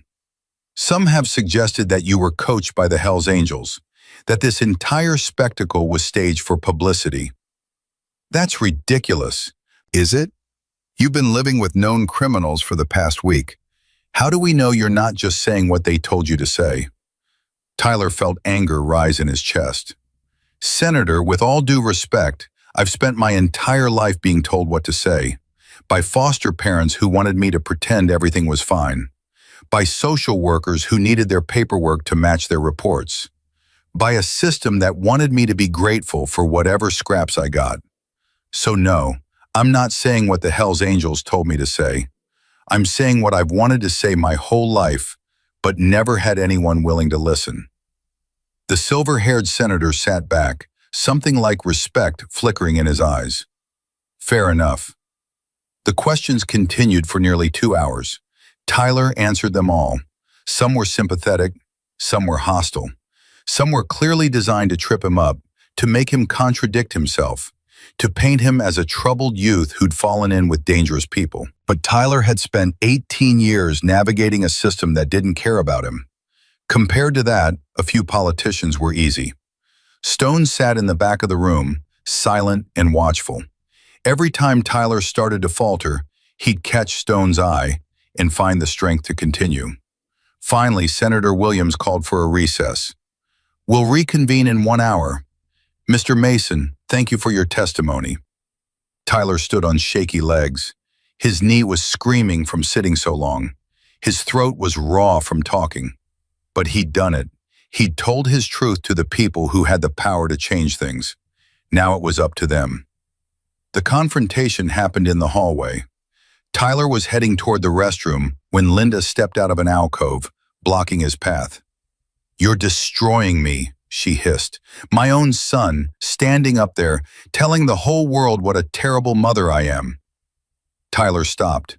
His guards, 2 Hells Angels who'd been shadowing him, tensed. I didn't say you were terrible. I said you have a disease. Same thing. Everyone's looking at me like I'm a monster. You left me on a bench for 3 days, Mom. I was going through something. I had a relapse. It's not like I wanted. It doesn't matter what you wanted. Tyler's voice rose. It matters what you did. And what you did was choose drugs over your own son. Again, like you've done my whole life. Linda's face crumpled. For a moment, Tyler saw not the desperate addict, but the mother she might have been. The 17-year-old girl who'd gotten pregnant and never figured out how to handle it. I love you, Tyler. I know you do. But love isn't enough. Love doesn't keep me fed. Love doesn't give me a home. Love doesn't make up for 18 years of broken promises. He stepped closer. I want you to get help, real help, but I can't keep being your reason to try. I have to start being my own reason. So you're abandoning me, just like everyone else? Tyler laughed. It came out broken and bitter. Abandoning you? Mom, I'm the one who was abandoned. On a bench, for 3 days, while you got high 40 miles away. If anyone's been abandoned here, it's not you. Linda had no answer for that. Tyler walked past her, his guards falling in step behind him. He didn't look back. He couldn't afford to. The afternoon session brought a surprise. Senator Williams reconvened the committee with an announcement. Before we continue, we've received a request from an unexpected witness. Mr. Marcus Walker, president of the Flagstaff chapter of the Hells Angels, has asked to address this committee. Tyler turned to look at Stone. The older man's face was unreadable. Mr. Walker, please approach the witness table. Stone walked forward with the same unhurried confidence he'd shown in the hospital parking lot. 500 bikers might not have been able to fit in this room, but his presence filled it anyway. He sat down, adjusted the microphone, and looked directly at the committee. My name is Marcus Walker. People call me Stone. I've been a member of the Hells Angels for 35 years and president of the Flagstaff chapter for 15. I'm sure you have a file on me somewhere that lists every mistake I've ever made. Senator Williams nodded slowly. We've seen your record, Mr. Walker. Then you know I'm not here to pretend I'm a saint. I've done things I'm not proud of. I've broken laws. I've hurt people. I've lived most of my life on the wrong side of the line society draws between respectable and outlaw. He paused. But I stopped for that kid. When every doctor, every nurse, every cop, every churchgoer in Flagstaff walked past him, I stopped. You want to know why? Please. Stone was quiet for a moment. When he spoke again, his voice had changed. Softer, rawer. 35 years ago, I was Tyler. Same story, different details. My father was supposed to pick me up from a bus station in Phoenix. He never showed. I sat there for 4 days, waiting for a man who'd chosen the bottle over his own son. The room had gone completely silent. On the 5th day, a man named Robert Williams stopped for me. Scariest guy I'd ever seen. Tattoos, beard, Hell's Angels patch on his back. Everyone I'd ever known would have told me to run from a man like that. But he was the only one who stopped, the only one who asked if I needed help. Stone's eyes found Tyler in the crowd. He gave me a meal, gave me a place to stay, gave me a family. And 35 years later, when I saw another kid sitting on another bench, waiting for someone who wasn't coming, I knew exactly what I had to do.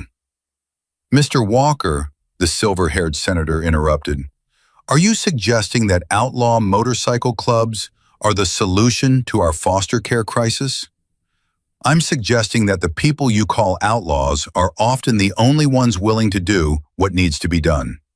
Stone's voice hardened. You've built a system that abandons children, that chews them up and spits them out at 18 with nothing, that lets them sit on benches for days while respectable people walk past. And then you have the audacity to ask why they end up in gangs, in prisons, on the streets. He leaned forward. You want to solve the foster care crisis? Stop making us pick up your slack. Fund the programs, train the workers, create the safety nets. Do your jobs. Because right now, the only family a lot of these kids ever find is the family society taught them to fear. The silence stretched. Then from somewhere in the crowd, someone started clapping. One person became 2. 2 became 10. 10 became 100. Senator Williams didn't stop it. She sat back in her chair and let the applause wash over the room, her expression thoughtful. When the noise finally died down, she spoke. Mr. Walker, this committee will take your testimony under advisement. I can't promise immediate action, but I can promise that what we've heard today will not be forgotten. With respect, Senator, promises are cheap. I've heard 1,000 of them. So has Tyler. The only thing that matters now is what you do next. Stone stood and walked back to his seat. As he passed Tyler, he squeezed the young man's shoulder. "You did good, kid." Tyler couldn't speak. His throat was too tight with emotion. The hearing ended around 6 p.m. Senators made closing statements. Committees promised to review proposals. Politicians did what politicians do, talked a lot without committing to anything specific. But something had shifted. Tyler could feel it. The story had grown too big to ignore. The footage would be on every news channel by nightfall. The pressure would be impossible to escape. Change was coming.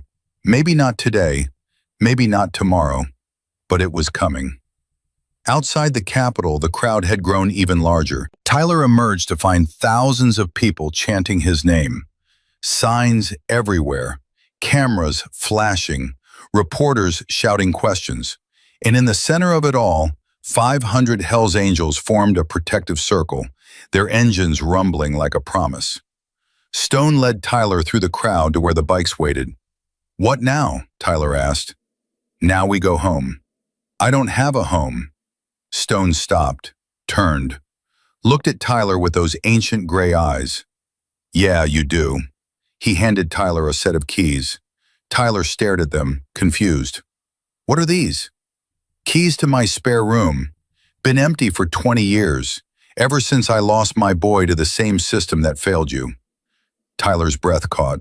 "Stone, I can't." "You can, and you will." Stone's voice brooked no argument. "You're not alone anymore, Tyler. You've got 500 brothers and sisters who will ride through hell for you. And you've got a place to stay for as long as you need it." Tyler looked at the keys, at Stone, at the army of bikers who'd become his family. "Why me?" he asked. "Out of all the kids you could have helped, why did you stop for me?" Stone was quiet for a long moment. "Because I saw myself in you. Because I remember what it felt like to be invisible. And because someone stopped for me once, and I made a promise that I'd do the same." "What promise?" "That I'd never drive past someone who needed help." Stone climbed onto his bike. "Now come on, we've got a long ride ahead of us, and Mama Ray's already planning a celebration dinner." Tyler climbed into the sidecar. The engine roared to life beneath him. As they pulled away from the Capitol, 500 bikes falling into formation behind them, Tyler looked back at the building where he'd told his truth. His mother was standing on the steps, watching him go. Her face was a mask of grief and regret, and something that might have been acceptance. Tyler didn't wave, didn't smile, didn't do anything but meet her eyes for one long moment. Then he turned away and faced forward, toward the road, toward the future, toward the family he'd found in the most unexpected place. The thunder of engines filled the air as the Hells Angels rode out of Phoenix, carrying Tyler Mason toward a new beginning. Behind them, the sun set over the Arizona desert, painting everything in shades of copper and gold. It was, Tyler thought, the most beautiful thing he'd ever seen. Not because of the colors or the light, but because of what it represented. Hope. For the first time in 18 years, he had hope. And that was worth more than all the sunsets in the world. The house on Juniper Lane was nothing like Tyler had expected. He'd imagined something rough and dangerous, matching the reputation of its owner. Instead, Stone's home was modest, well-kept, with a front porch that held 2 rocking chairs and a welcome mat that had seen better days. "It's not much," Stone said, killing the engine, "but it's home." Tyler climbed out of the sidecar, his legs stiff from the 3-hour ride. The other bikes had peeled off one by one as they'd entered Flagstaff, riders heading to their own homes, their own lives. But the sense of family remained, an invisible thread connecting them all. "It's perfect," Tyler said, and he meant it. The spare room hadn't been touched in 20 years. Stone stood in the doorway while Tyler took it in. A single bed, a dresser, a window that looked out on the backyard. Everything covered in a thin layer of dust. "This was Marcus Jr.'s room," Stone said quietly. "My son, before the state took him." Tyler turned to look at him. "What happened?" "I made mistakes, did some time in county. While I was inside, his mother took off, left him with her parents. They didn't want a biker's kid around, called CPS, said I was unfit. Stone's voice was flat, reciting facts he'd long ago stopped fighting. By the time I got out, he was in the system. Different family, different state. I tried to get him back, but the courts weren't interested in giving a child to a Hell's Angel. I'm sorry. Don't be. It was my fault. I made choices that had consequences. Stone met Tyler's eyes. That's why I stopped for you. Because I couldn't save my own son, but maybe I could save someone else's. Tyler didn't know what to say, so he said the only thing that felt true. Thank you. Stone nodded once, then turned and walked away. Clean sheets are in the hall closet. Bathroom's second door on the left. Dinner's in an hour. The first week was the hardest. Tyler didn't know how to live in a home. 14 foster placements had taught him to keep his head down, stay quiet, and never get too comfortable. Every morning he woke up expecting to be told to pack his bags. But that conversation never came. Instead, Stone cooked breakfast. Mama Ray stopped by with groceries. Dutch showed up to check on Tyler's knee and stayed to teach him about motorcycle engines. The house filled with people who came and went freely, treating Tyler like he'd always belonged. You don't have to be scared, Stone told him one morning, catching Tyler's flinch when the front door banged open. I'm not scared. You are, and that's okay. Trust takes time. Stone set a plate of eggs in front of him. But I need you to hear something, and I need you to believe it. What? You're not leaving, not unless you choose to. This is your home for as long as you want it. Tyler stared at his eggs, his vision blurred. Nobody's ever said that to me before. Then everyone before me was an idiot. Tyler laughed. It came out wet and broken, but it was real. And for the first time in 18 years, he let himself believe that maybe things could be different. The news coverage continued for weeks.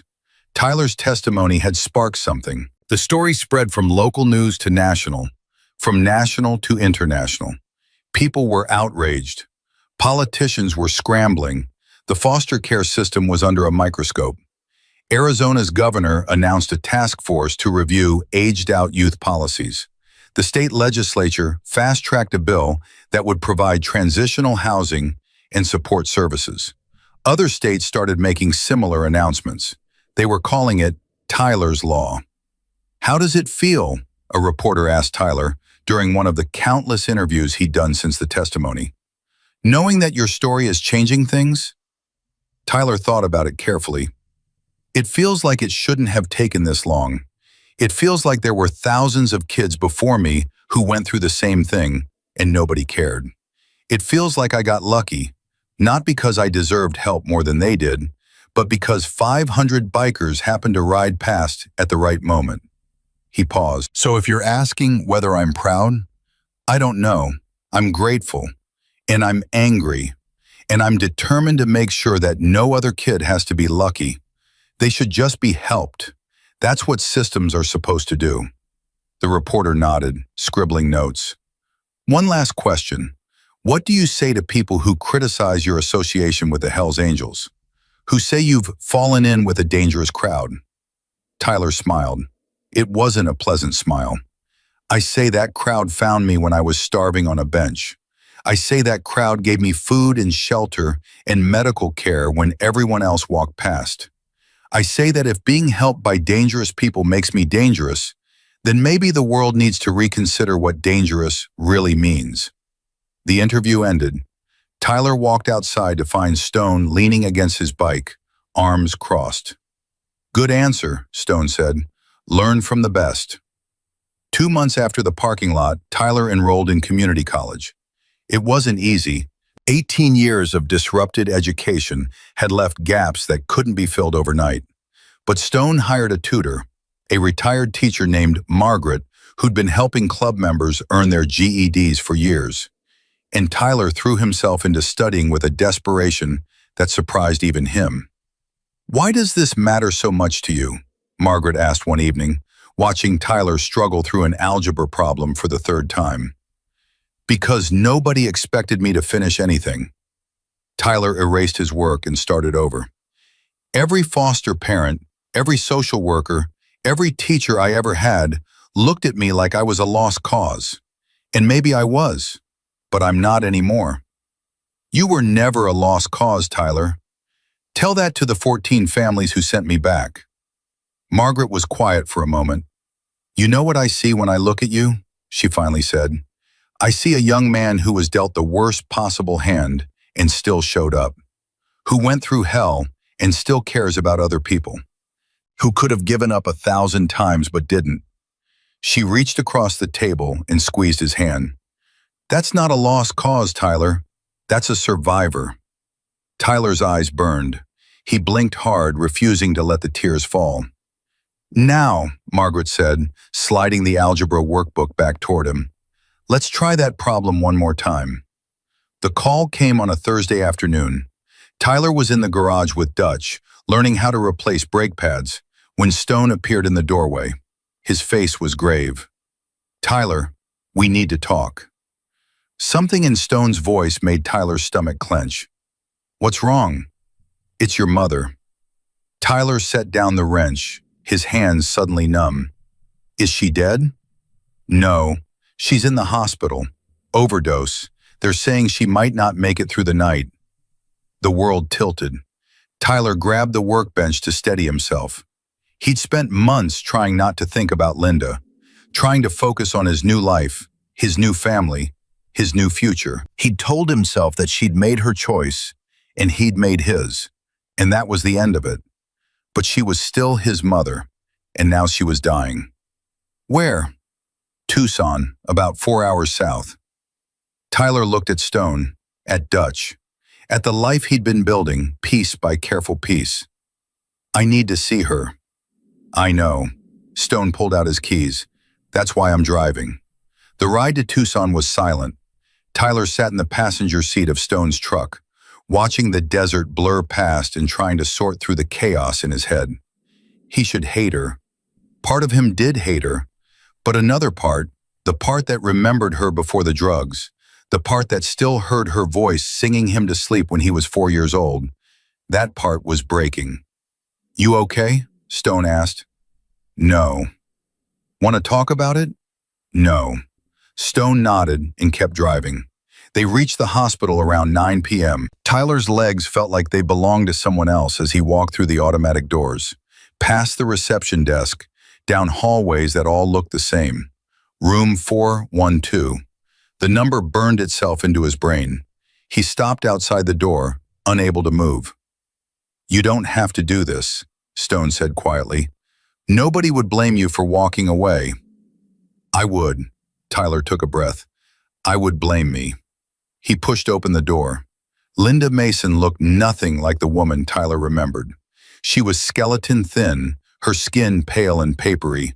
Tubes ran from her arms and nose.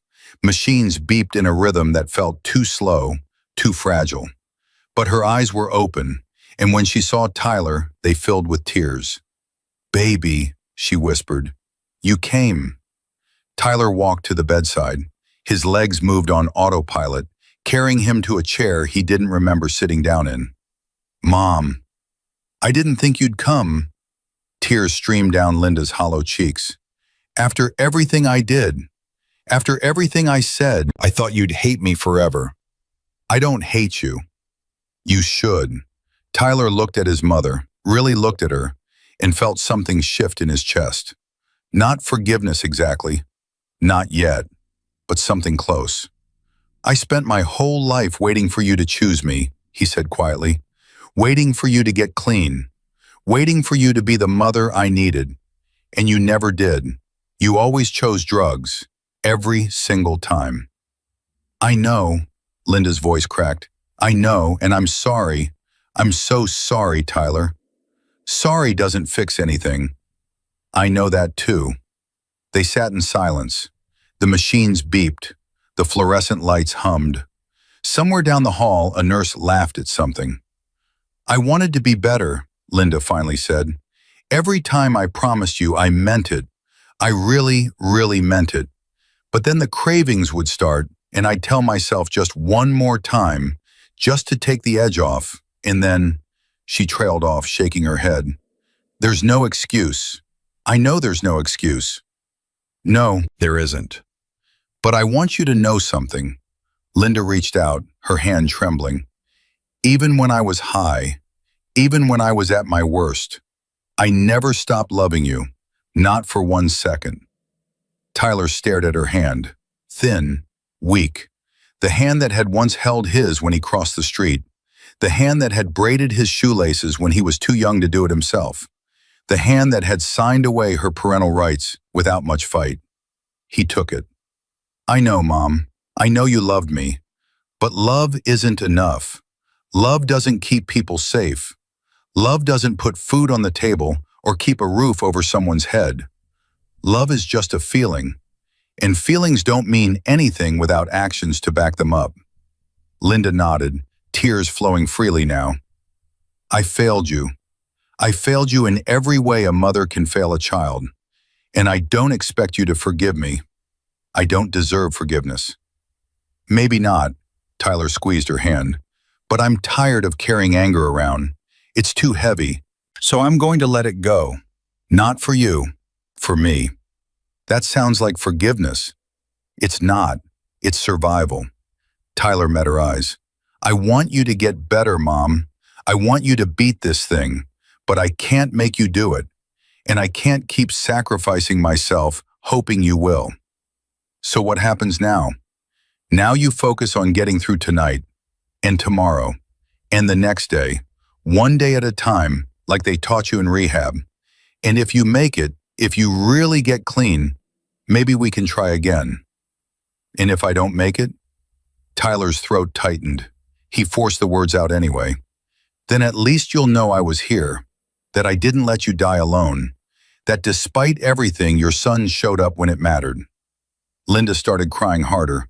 Tyler held her hand and let his own tears fall. They stayed like that for hours. Around 3 a.m., Linda's vitals crashed. Alarms screamed. Nurses rushed in.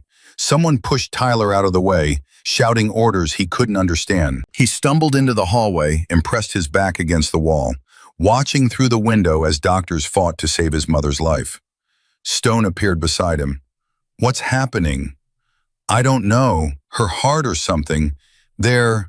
Tyler's voice broke. They're working on her. Stone put his arm around Tyler's shoulders, didn't say anything, just stood there, solid and steady, while the chaos unfolded beyond the glass. 20 minutes later, a doctor emerged.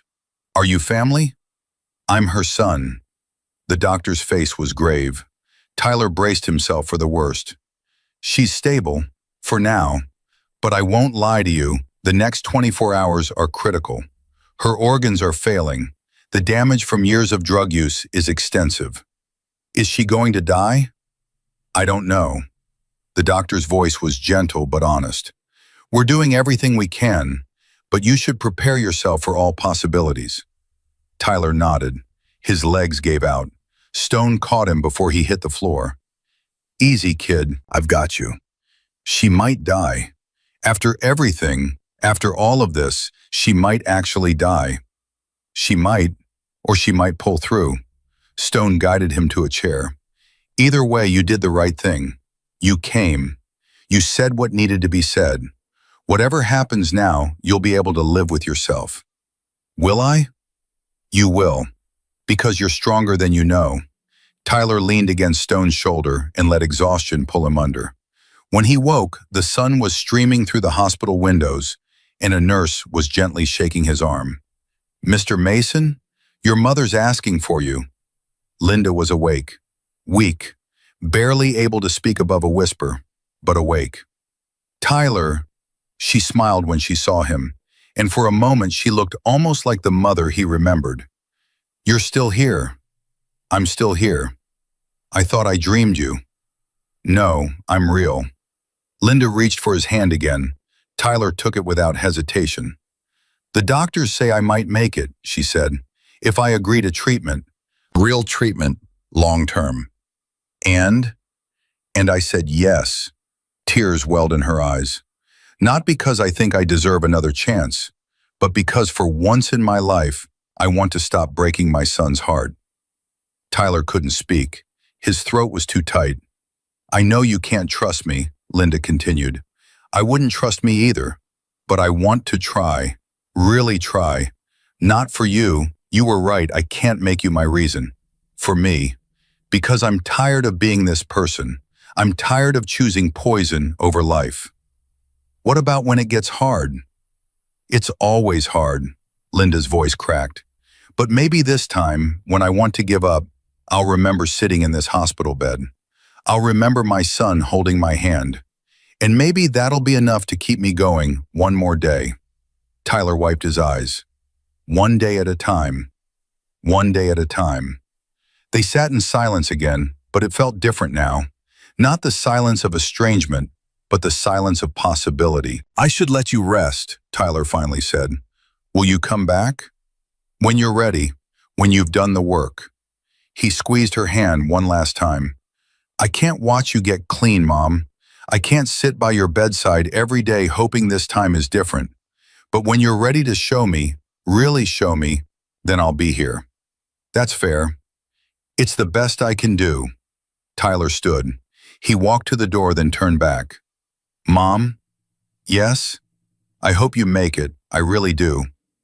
Linda smiled through her tears. Me too, baby. Me too. Tyler walked out of the hospital with Stone beside him. The morning sun hit his face, warm and bright, and he realized he felt lighter. Not happy exactly, not yet, but lighter. Like a weight he'd been carrying for 18 years had finally started to lift. You okay? Stone asked. Tyler thought about it. Yeah, I think I am. Ready to go home? Home. The words still felt strange on Tyler's tongue, but less strange than it had 2 months ago. Yeah, let's go home. They climbed into the truck. Stone started the engine. Tyler? Yeah? I'm proud of you. The words hit Tyler like a physical force. He'd heard praise before, from teachers, from social workers, from foster parents who were trying to connect. But he'd never heard those specific words from someone who actually meant them. Thank you, he managed. Don't thank me. You did the hard part. You walked into that room when you could have walked away. You said what needed to be said.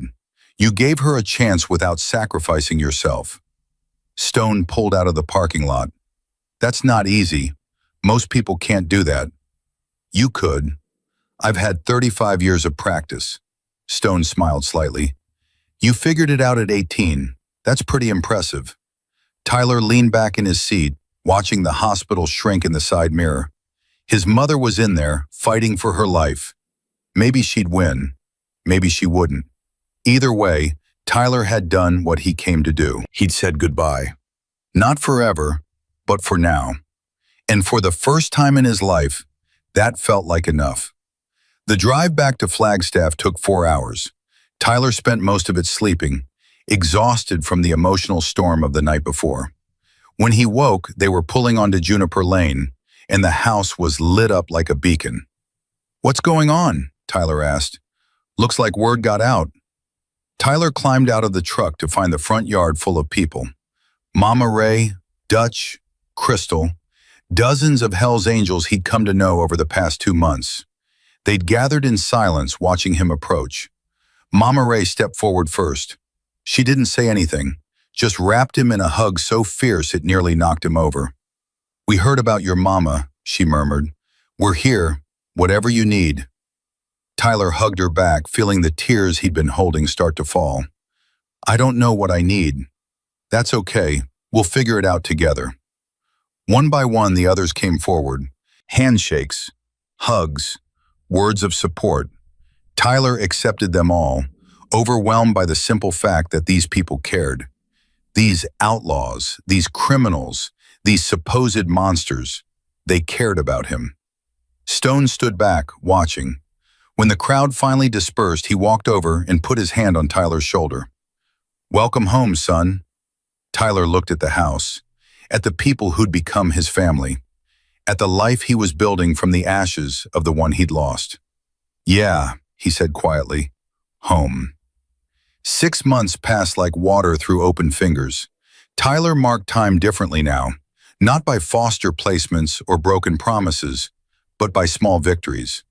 His first passing grade in algebra, his first paycheck from the garage where Dutch had gotten him a job, his first month of sleeping through the night without waking in a cold sweat, convinced he was back on that bench.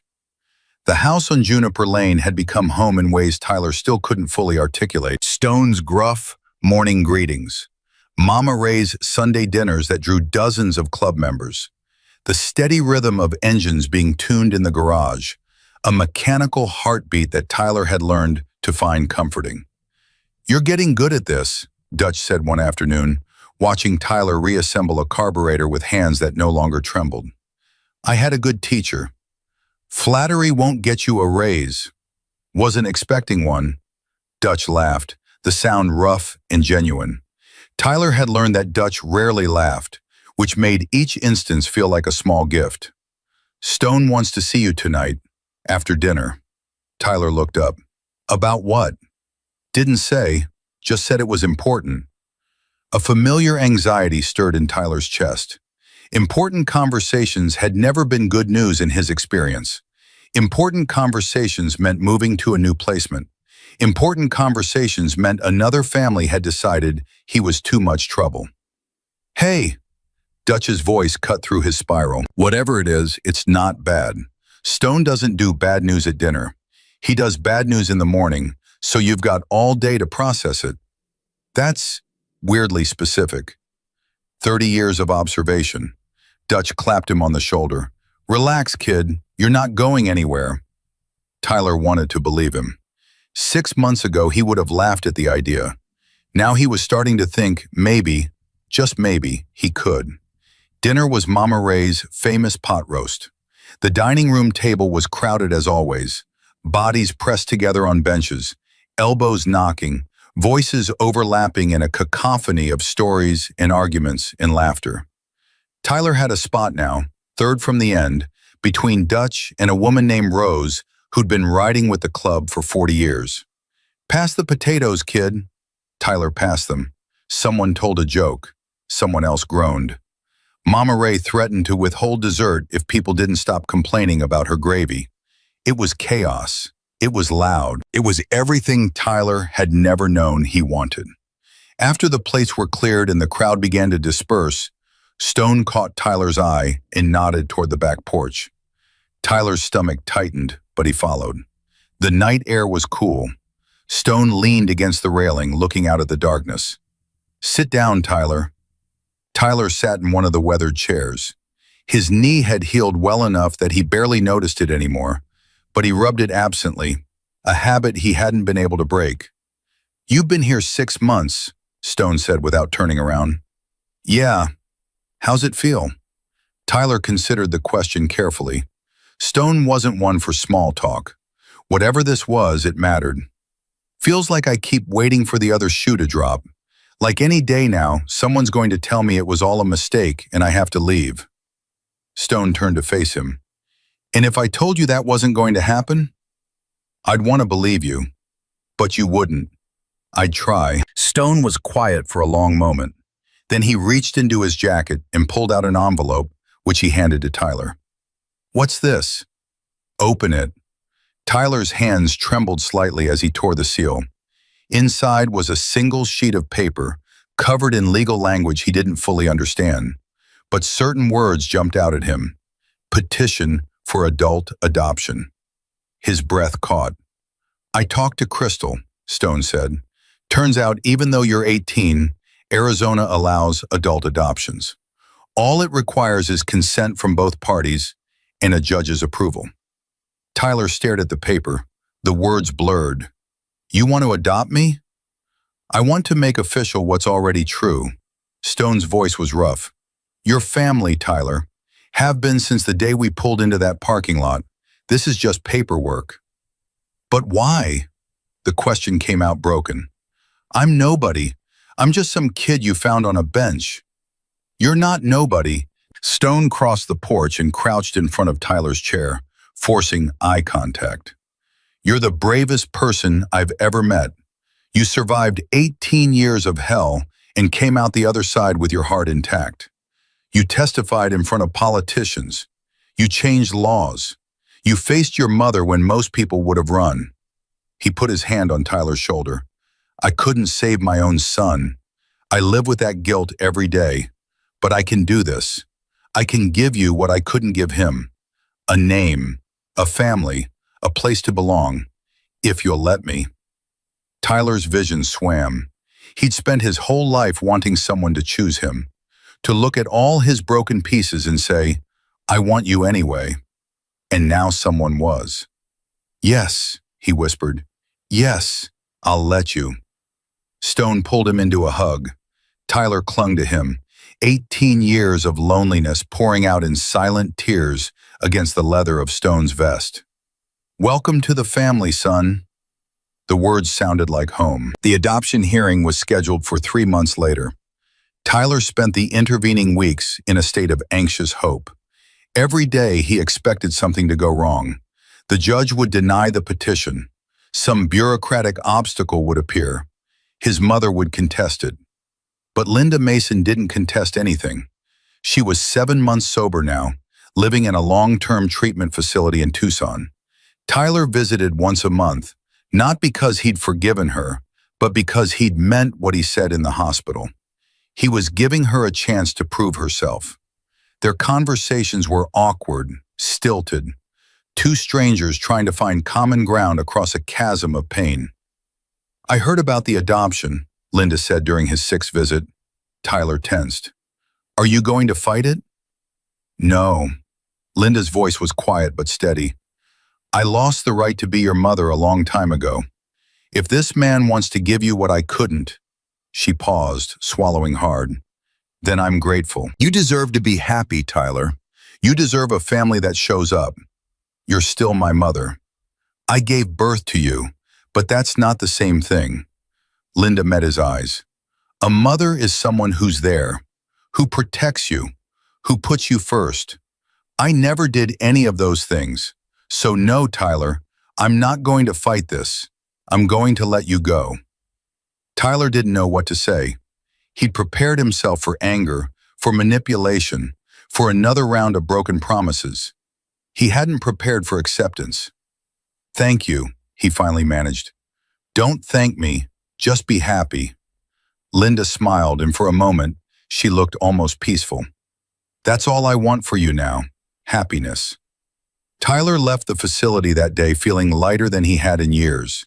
The last chain holding him to his past had finally broken. He was free. The courthouse was packed on the day of the hearing. Word had spread through the club, and what Stone had intended as a quiet legal proceeding had turned into an event. 200 Hell's Angels filled the gallery, their leather vests and tattooed arms a stark contrast to the sterile formality of the courtroom. Judge Maria Hernandez looked out at the crowd with an expression that mixed amusement with resignation. Mr. Walker, I see you've brought some friends. Family, Your Honor. Stone's voice was steady. That's what we're here to talk about, after all. The judge smiled slightly. Indeed. She shuffled some papers. I've reviewed the petition for adult adoption. I've spoken with both parties. I've examined the circumstances that led us here. She looked at Tyler. Mr. Mason, do you understand what you're agreeing to? Tyler stood. Yes, Your Honor. And you consent freely to this adoption? No one is pressuring you? No one is pressuring me. Tyler glanced at Stone. This is what I want, more than anything. Judge Hernandez nodded. Mr. Walker, same questions. Do you understand the responsibilities you're taking on? I do, Your Honor. And you're prepared to fulfill those responsibilities? I've been fulfilling them for 9 months already. This just makes it official. The judge was quiet for a long moment, studying the two men before her. Tyler felt his heart pounding against his ribs. I've been on this bench for 23 years, Judge Hernandez finally said. I've seen thousands of cases, divorces, custody battles, terminations of parental rights. Most of them leave me feeling like the system is broken beyond repair. She paused. But every once in a while, a case comes along that reminds me why I do this job. A case that shows me family isn't about blood or paperwork. It's about showing up. It's about choosing someone and being chosen in return. She looked directly at Tyler. Mr. Mason, I've read your file. I know what you've been through. 14 foster placements, 18 years of uncertainty, a mother who couldn't be what you needed her to be. Her voice softened. And I've seen what you've done with that pain. You've testified before legislators. You've advocated for other children in the system. You've turned your trauma into purpose. She turned to Stone. Mr. Walker, I've read your file too. I know your history. I know the mistakes you've made. But I also know that when a young man was abandoned outside a hospital, you didn't look away. You stopped. You helped. You gave him something no one else had ever given him. A family. Judge Hernandez picked up her gavel. In my 23 years on this bench, I've learned that the world is full of people who call themselves good while doing nothing. And it's full of people the world calls bad who do more good than anyone gives them credit for. She raised the gavel. Petition for adult adoption is granted. Tyler Mason is now legally Tyler Walker. The gavel came down. The courtroom exploded. 200 Hell's Angels surged to their feet, cheering and whistling and stomping their boots against the floor. Tyler felt himself swept into Stone's arms, lifted off his feet, surrounded by leather and chrome and the overwhelming reality of belonging. He was Tyler Walker now. He had a father. He had a family. He was home. The celebration lasted 3 days. The club threw a party that would become legendary in Hell's Angels history. Bikers came from chapters across the country to celebrate the adoption. Food appeared in quantities Tyler couldn't comprehend. Music played, stories were shared, and through it all, Tyler moved in a daze of disbelieving joy. How does it feel? Mama Ray asked him on the second night, finding him sitting alone on the back porch. Overwhelming. Good overwhelming or bad overwhelming? Tyler thought about it. Good. Definitely good, but he struggled to find the words. I keep waiting to wake up, to find out this was all a dream and I'm still on that bench. Mama Ray sat down beside him. You know what I've learned in 63 years of living? She said. Good things aren't always temporary. Sometimes they last. Sometimes people mean what they say and keep their promises. You've just never experienced that before, so you don't know what to do with it. How do I learn? By living it, day by day, year by year. She patted his knee. Eventually, the waiting to wake up feeling fades. Eventually, you start to believe that you deserve to be happy. It takes time, but it happens. You sound like you know from experience. Mama Ray smiled. I was a foster kid too. Long time ago, before the system was even as organized as it is now. Bounced around until I was 16, then aged out and lived on the streets. Tyler stared at her. I didn't know that. Not many people do. I don't talk about it much. She looked out at the darkness. Met the Hell's Angels when I was 19. A group of them found me sleeping behind a diner and asked if I needed help. Sound familiar? That's how Stone found me. That's how the club finds a lot of people. The world throws us away, and the Hell's Angels pick us up. Mama Ray turned back to Tyler. You're part of that chain now. Someday you'll be the one who stops for someone else, and you'll give them what was given to you. Tyler nodded slowly. I want that. I want to help. You already are, honey. Tyler's Law, the First Stop Initiative, you've helped more people in 9 months than most folks help in a lifetime. It doesn't feel like enough. It never does. That's how you know you're doing it right. 1 year after the parking lot, Tyler stood before the Arizona State Legislature again. But this time he wasn't testifying as a victim. He was presenting the results. Ladies and gentlemen, Tyler said, his voice steady and strong. 1 year ago, I sat on a bench outside a hospital for 3 days. No one stopped. No one helped. And when I told that story in this room, I asked you to make sure it never happened again. He paused, looking out at the assembled legislators.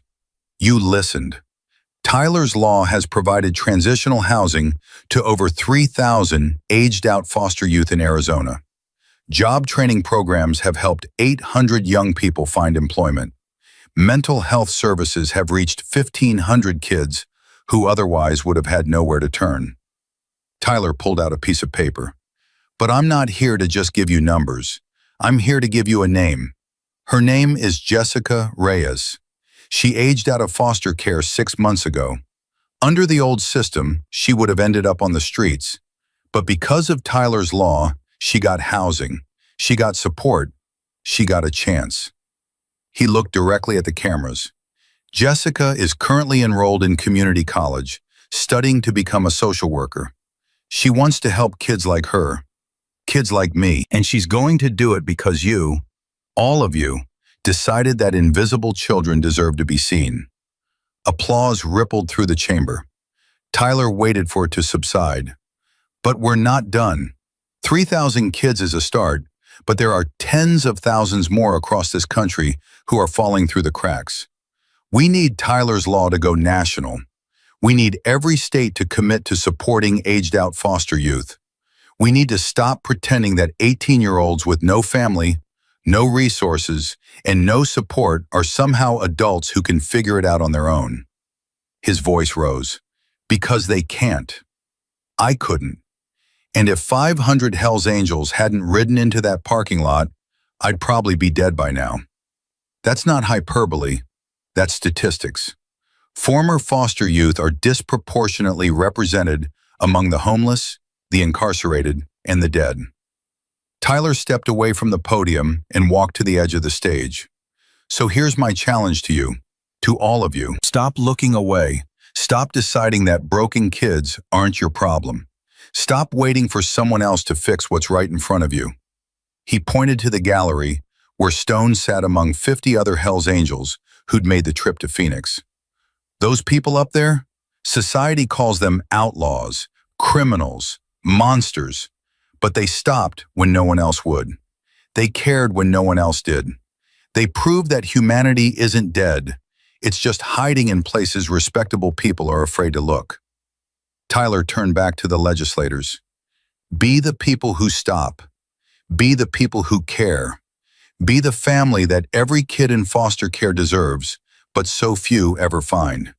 Because until you are, you don't get to call yourselves the good guys. He walked off the stage to thunderous applause. Stone met him in the hallway.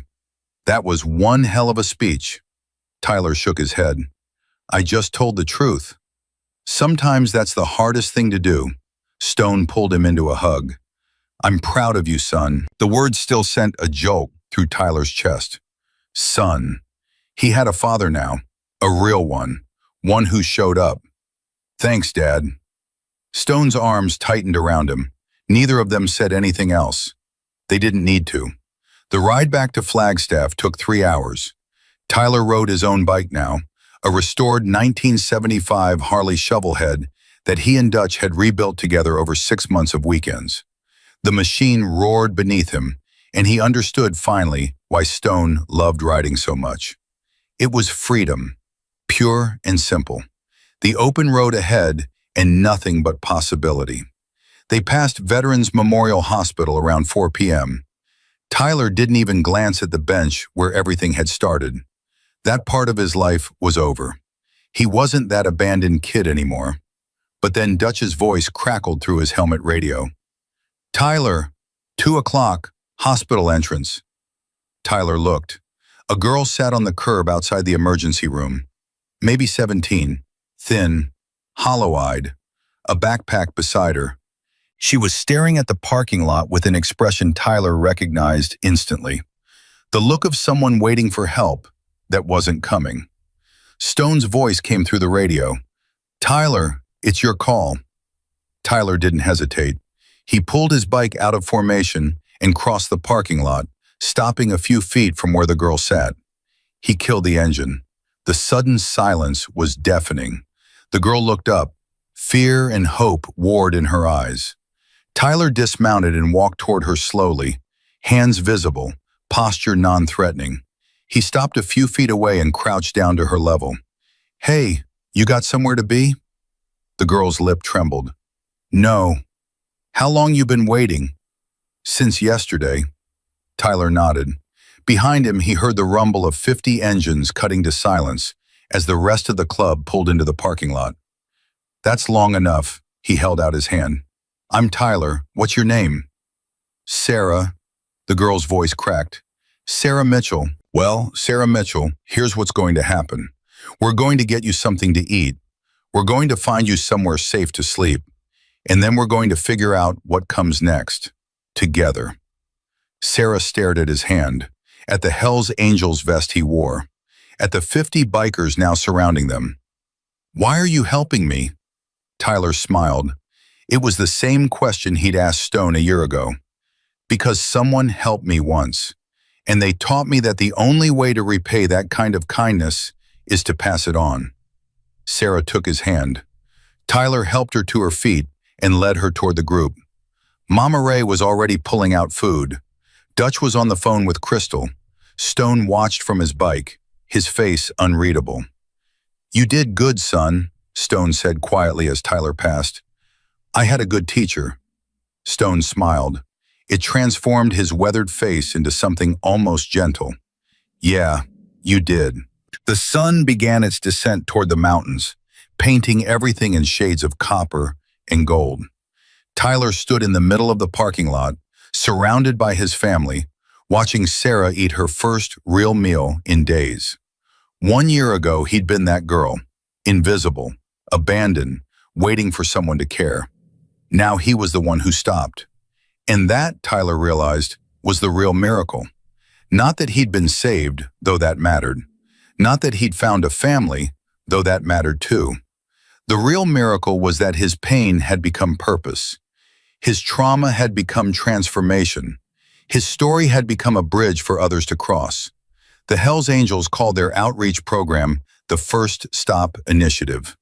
In its first year, they'd helped 412 young people across the country, one for every person Tyler had watched walk past during those 3 days on the bench.